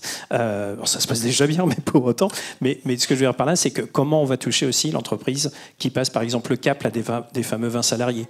C'est-à-dire que quand on passe le seuil ou autre, alors il y a une tolérance, hein, pendant 4 ans, on est exonéré. Mais si pendant 4 ans, il ne se passe rien, à la 5e année, on est en quota 0 ou autre, et là, ça change complètement la donne. Et peut-être, mais peut-être. Non, vraiment, c'était mieux. Mais en effet, et en fait, on se dit, mais comment ces entreprises-là peuvent être mieux formées, mais le dirigeant, la dirigeante, les services RH, puis l'entreprise est petite, moi, il y a de RH, hein, enfin, je veux dire, c'est souvent le DG, la DG, un peu moult casquettes, hein, qui est à la fois DAF, qui est à la fois des RH ou autre, et c'est de se dire, mais comment mieux les former, comment à un moment donné mieux les sensibiliser, et comme je me répète, ça passe nécessairement, il faut que ça soit top-down à chaque fois. Et je te rejoins aussi, Nicolas, c'est que si demain, l'école était véritablement sensibilisée, formée, il n'y aurait plus de sujet dans le monde de l'entreprise. Quelqu'un qui, durant toute sa scolarité, aurait été sensibilisé sur le sujet du handicap, arrivé dans la vie professionnelle, dans la vie active, pour cette personne-là, que tous les postes soient ouverts à des personnes en situation de handicap, que les bâtiments soient tous accessibles, que notre vie citoyenne soit parfaitement accessible et universelle. Et je vous rejoins, madame, je préfère le mot universel, moi, à inclusif ou à inclusion. Bien évidemment que ce ne serait plus un sujet. J'ai la prétention de croire, Nicolas, que je ne verrai pas ça de mon vivant. Faudrait vraiment que ça s'accélère. Ben, non, mais sans ça, mais je pense que ça va mettre plusieurs années avant que ça porte ses fruits. Ça dépend. Si on s'y met tous ensemble, c'est... Puis la compétence de l'école à la maternelle et en primaire, elle est d'abord municipale. Ensuite, pour les collèges et les lycées, c'est le département et la région. Donc, je ne pense pas d'ailleurs que les collectivités doivent toutes seules supporter le sujet. Mais si on veut que ça fonctionne, on aura besoin des collectivités, évidemment. On aura besoin des associations représentatives. Et là, on va pouvoir créer de l'emploi pour les 500 000 demandeurs d'emploi en situation de handicap. Et en même temps, on aura besoin de notre ministre et d'élus au national pour, entre guillemets, faire respecter, c'est ce qu'on disait tout à l'heure, contrôler que ce soit bien fait. Et si une collectivité ne le fait pas, à ce moment-là, oui, à un moment donné, derrière, on peut arriver à faire des choses. Merci. Non, merci. Alors maintenant, je vais vous demander justement, pour terminer cette table ronde, de choisir, de prioriser les résolutions. Pour vous, quelles seraient... Alors, c'est parce qu'on était pris par le temps, mais c'est vrai qu'il y a une autre résolution. On peut aller vite. Voilà, c'est ça. Non, mais c'est... qui a toute sa légitimité, c'est sur la santé psychique. Donc, c'est très actuel. Justement, l'idée, c'est de créer un plan national qui n'existe pas pour les personnes en situation de handicap psychique, incluant l'emploi, le logement, les soins et la lutte contre la stigmatisation. Qu'est-ce que vous en pensez, justement? Est-ce que ça ferait partie des résolutions importantes Alors, mon voisin me disait, pourquoi que pour eux? Mais oui, en fait, c'est ça. C'est qu'aujourd'hui, on fonctionne encore en silo. Les familles de handicap, les aveugles d'un côté, les sourds, les machins. Enfin, on revient sur l'accessibilité. Aujourd'hui, quelqu'un qui met une rampe à l'entrée de son établissement, c'est pour tout le monde. C'est pas que pour le fauteuil qui vient de temps en temps et qui viendra peut-être plus souvent si on met une rampe. Mais à un moment donné, arrêtons de segmenter comme ça les jeunes, les vieux, les hommes, les femmes. C'est monsieur qui le disait tout à l'heure. Oui. Prenons les enjeux des besoins spécifiques avant de mettre les gens dans des cases comme on le fait depuis 50 ans. Absolument. Ce qu'on voit, c'est que quand nous, on a vu la déficience visuelle, ce qui peut servir pour des jeunes déficients visuels va servir pour des personnes âgées plus tard, pour une personne qui va se retrouver temporairement en déficience visuelle et qui ne l'aura plus tard. Effectivement, une rampe, ça va servir pour le jeune qui va temporairement avoir une jambe cassée. Et la rampe dans le métro servirait aux jeunes mamans avec leurs poussettes, voilà. Sans handicap. L'audiodescription dans le métro peut servir à des personnes aussi malentendantes, ou même des étrangers. Et effectivement, si on pense le handicap et du coup de manière universelle et pas effectivement en silo, on arrivera peut-être à avancer ensemble parce qu'on sera tous derrière les mêmes causes. Oui. Alors justement, quelles sont les résolutions que vous souhaiteriez le plus voir appliquées très vite, si demain c'était possible, si vous vous souvenez à peu près? Pardon, désolé. Moi, je pense que ce serait la scolarité, parce que je pense que tout passe par l'école, et ça, madame l'a dit, c'est tout à fait vrai, tout passe par l'école. Alors, pas forcément que par le biais des AESH, mais c'est quand même un des biais aussi, et c'est important. Et la deuxième chose, c'est le contrôle. C'est-à-dire que je pense que tant qu'on ne fera pas des contrôles effectifs, on pourra dire toutes les belles paroles du vœu autant que vous voulez, ça ne marchera pas. Donc s'il y avait 2 résolutions, ce serait ces 2-là. Et j'en rajouterais une 3e qui n'était pas là, mais qui serait bien. Ce serait sur le site, hein. La représentativité des personnes handicapées dans les instances. Oui, je l'avais noté, c'est très bien. Oui. Parce qu'on peut sur le site d'Idéal Citoyen ajouter de nouvelles résolutions. Donc c'est une très bonne idée. Monsieur, oui, à votre avis, qu'est-ce que vous souhaiteriez voir appliquer très vite si c'était possible, et on y croit? C'est tout le but. Travailler ensemble, oui, mais il faut qu'on arrête de tout être représenté par des gros groupes ou des associations gestionnaires pour pouvoir travailler ensemble, pour soit intervenir les petites associations et les petits les usagers, puis les personnes indépendantes, les personnes concernées par l'handicap, les personnes concernées par la situation. Voilà. D'accord, la représentativité, oui. Merci. Et vous alors, allez, dites-moi. Dites-nous. Si j'y vais, allez, rapidement. Moi, je vais les reformuler, mais tant pis. Évidemment, la sensibilisation de tous les Français dans les entreprises, les écoles, les collectivités, etc. Tous concernés. Mon deuxième point, ce serait sur, je rejoins ce qui a été dit sur le contrôle et la notion de représentativité qui, pour moi, fait sens et sur les territoires et pas simplement par un CNCPH où on connaît, alors excuse-moi, effectivement, mais on sait que c'est une institution qui a du mal à fonctionner et à se faire entendre. Et puis le troisième point, c'est démystifier le sujet du handicap et penser besoins spécifiques plutôt que justement handicap ou inclusion. Très bien. Monsieur derrière, est-ce que vous avez participé? Est-ce que vous souhaitez exprimer votre point de vue sur la priorité, le classement de certaines résolutions? Bonjour à tous, Bonjour. Mara. Emmanuel Blas, donc je travaille avec Mara à l'Institut national des jeunes aveugles. Je suis responsable du service inclusion scolaire. Donc juste 2 remarques. Les sensibilisations à l'école. Nous, ça fait 40 élèves qu'on accompagne dans Paris, dans des collèges et lycées. Et malheureusement, dans les collèges, on leur propose tous les ans des sensibilisations sur le handicap visuel, sur le braille. Il y a très peu d'écoles qui nous disent « Ok, sensibiliser les élèves ». Il y en a encore très peu. On le propose tous les ans et malheureusement, ils adhèrent pas. Merci. Et effectivement, madame, vous parliez de contrôle. Il faut aller au-delà. Moi, je pense qu'il faut des sanctions. C'est-à-dire qu'on a des enseignants. Là, je parle d'inclusion scolaire pour des enfants déficients visuels. On a des professeurs maltraitants. Je suis désolé. Et on ne les sanctionne pas. Le dernier cas où j'ai été confronté... Vous portez plainte. Oui, mais en fait, comme ça que... on entend aussi des discours au niveau du rectorat, au niveau de Paris, où on nous dit, bon, vous inquiétez pas, cet enseignant, il n'aura plus en charge des enfants déficients visuels en classe. Les personnes du rectorat qui disent ça. Non, ça fait 20 ans que les lois sont votées, il faut des sanctions. Si ces enseignants, parce qu'un enseignant qui maltraite un enfant déficient visuel, ou quel que soit le handicap, en classe, il le fait devant 20, 30, 40 gamins. Donc il maltraite l'enfant déficient visuel, mais il maltraite toute la classe. Bien sûr. Et ça, il n'y a pas de sanction. Ouais. Et ça, c'est quand même grave. Donc, voilà. Merci, monsieur. Et vous, derrière, quel serait le classement des résolutions, celle qui vous tient le plus à cœur, si elle devait être appliquée, votée?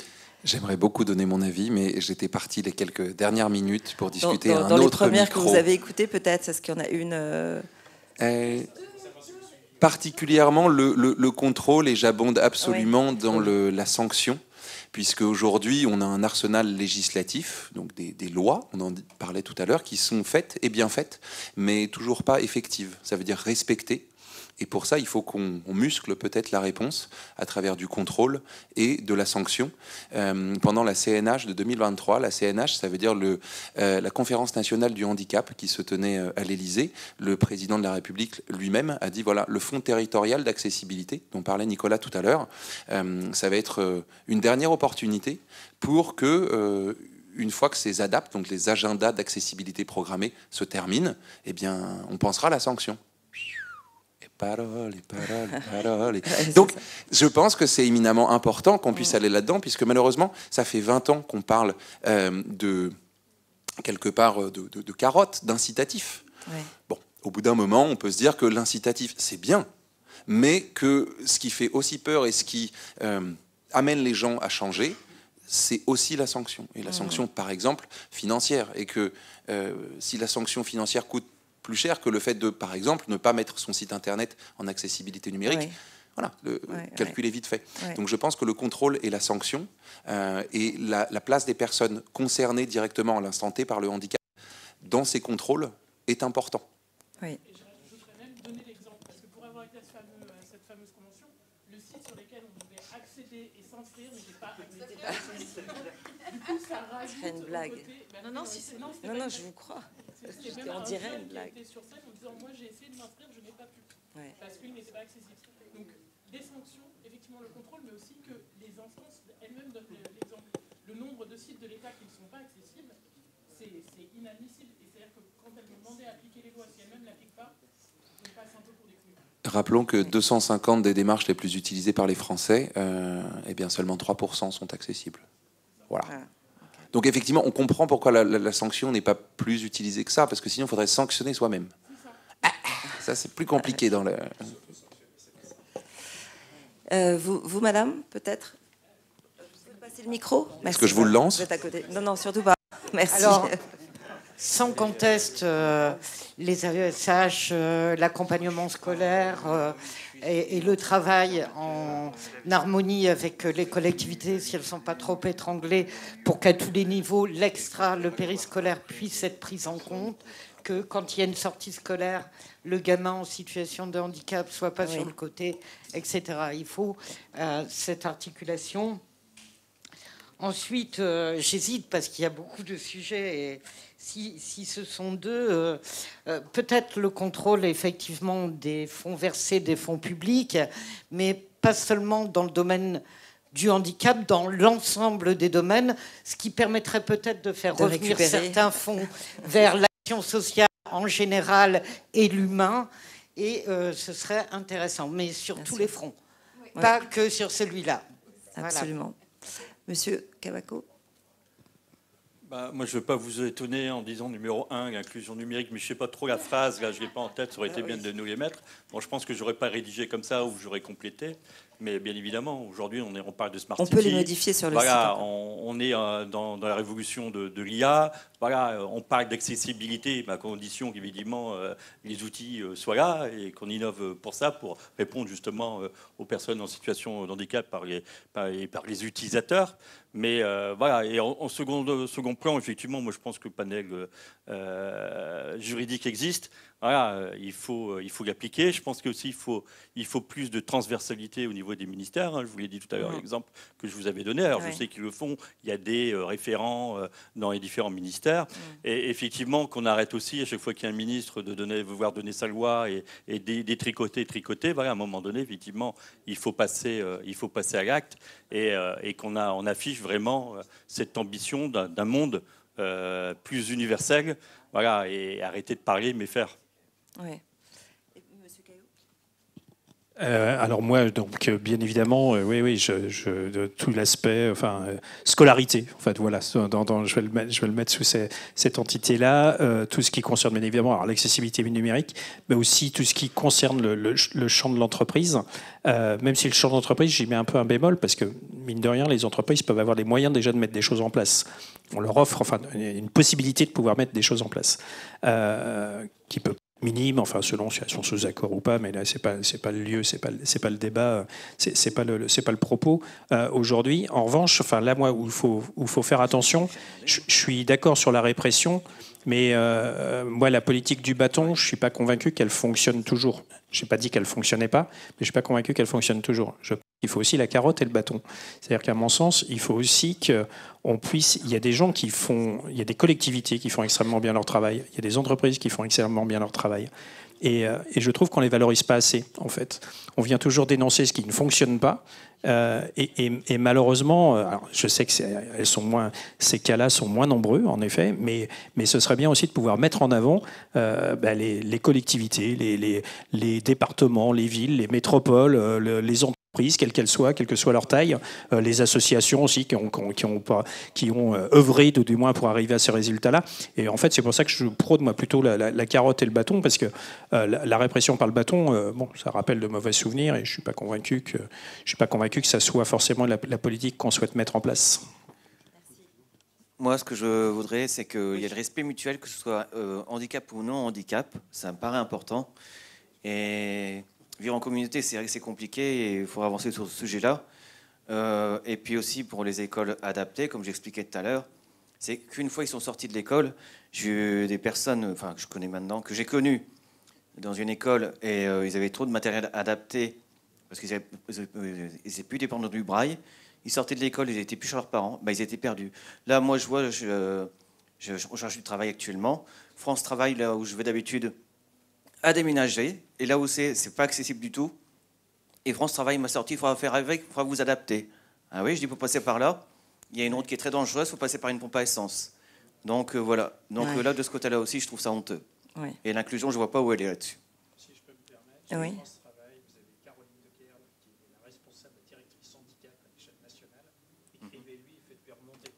Bon, vous prendrez le contact après.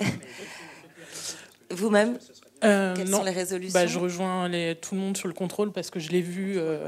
J'ai vu à quel point ça pouvait être efficace chez nos voisins. Donc je trouve qu'il faut toujours servir aussi, comme on disait, des exemples où ça marche. Et aussi la sensibilisation. Je l'ai également, ce que je donnais comme exemple du Diodet, mais tout le travail qu'on a fait là ces dernières années, plus on sensibilise et dès tout petit.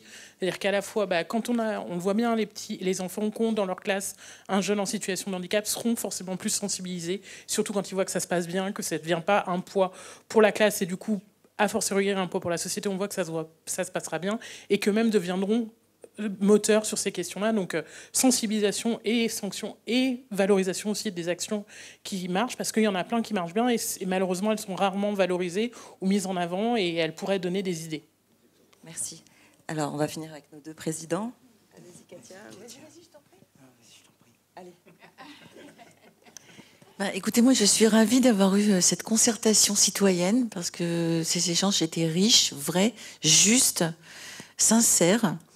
Et quelles sont les deux résolutions pour lesquelles vous voteriez?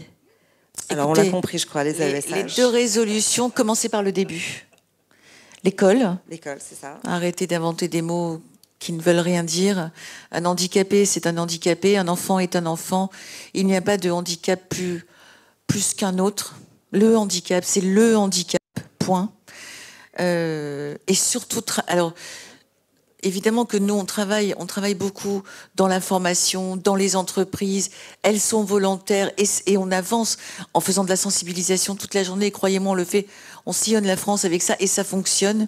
Mais à l'école, c'est important l'école parce que c'est dès le plus jeune âge que l'on va commencer à transmettre des valeurs. Et si dès le plus jeune âge, on n'apprend pas aux enfants la non-discrimination, l'égalité, le respect, la gentillesse, la courtoisie, le savoir-vivre et la transmission de toutes ces valeurs, ces petits enfants deviendront des adolescentes qui deviendront grands. Il n'y aura plus rien. Rien du tout. Voilà, merci. Katia. Merci à vous, vraiment. Alors, on va terminer avec les mots et les choix de notre président. Je vous invite d'emblée à aller voter justement pour ces résolutions, celles qui vous tiennent à cœur. Vous allez découvrir une dizaine d'autres qui sont sur le site. Donc n'hésitez pas, vraiment, faites passer justement le message auprès de vos amis, d'autres associations à Lille et ailleurs sur les réseaux sociaux, parce que c'est vraiment le moment justement d'agir, quoi. Ou d'en rajouter des nouvelles sur la représentativité. En tout cas, c'est vraiment le moment de rendre concret tous vos désirs. Alors, Monsieur le Président, vous, pourquoi vous aimeriez voter? Des contrôles, c'est nécessaire, mais il ne peut pas y avoir de contrôle sans confiance de l'autre côté, que ce soit usagers, entrepreneurs, collectivités.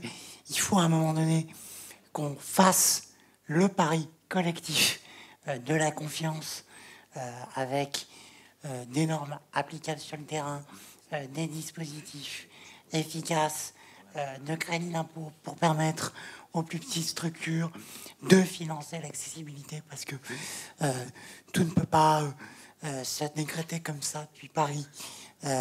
Il faut que les énergies puissent être libérées, quelles qu'elles soient. Et ensuite, je crois effectivement qu'il faut que nous disposions d'un réel plan sur une stratégie du numérique et de l'innovation, que ce soit à la fois sur nos sites internet, évidemment, parce que l'accessibilité numérique coûte nettement moins cher que celle du bâti, et donc il n'est pas acceptable que nous ayons telle lacune. Et au-delà de ça, il faut que nous puissions structurer une véritable filière de l'innovation au service du handicap, des startups à l'industrialisation. Merci à tous infiniment d'avoir participé. C'était vraiment un bel exemple, je trouve, de co-construction citoyenne. Merci, et n'hésitez pas à en parler autour de vous et d'inciter tout le monde à aller voter. Merci beaucoup. Merci. J'ai juste un mot à dire parce que j'ai oublié de la présenter tout à l'heure quand je me suis présenté.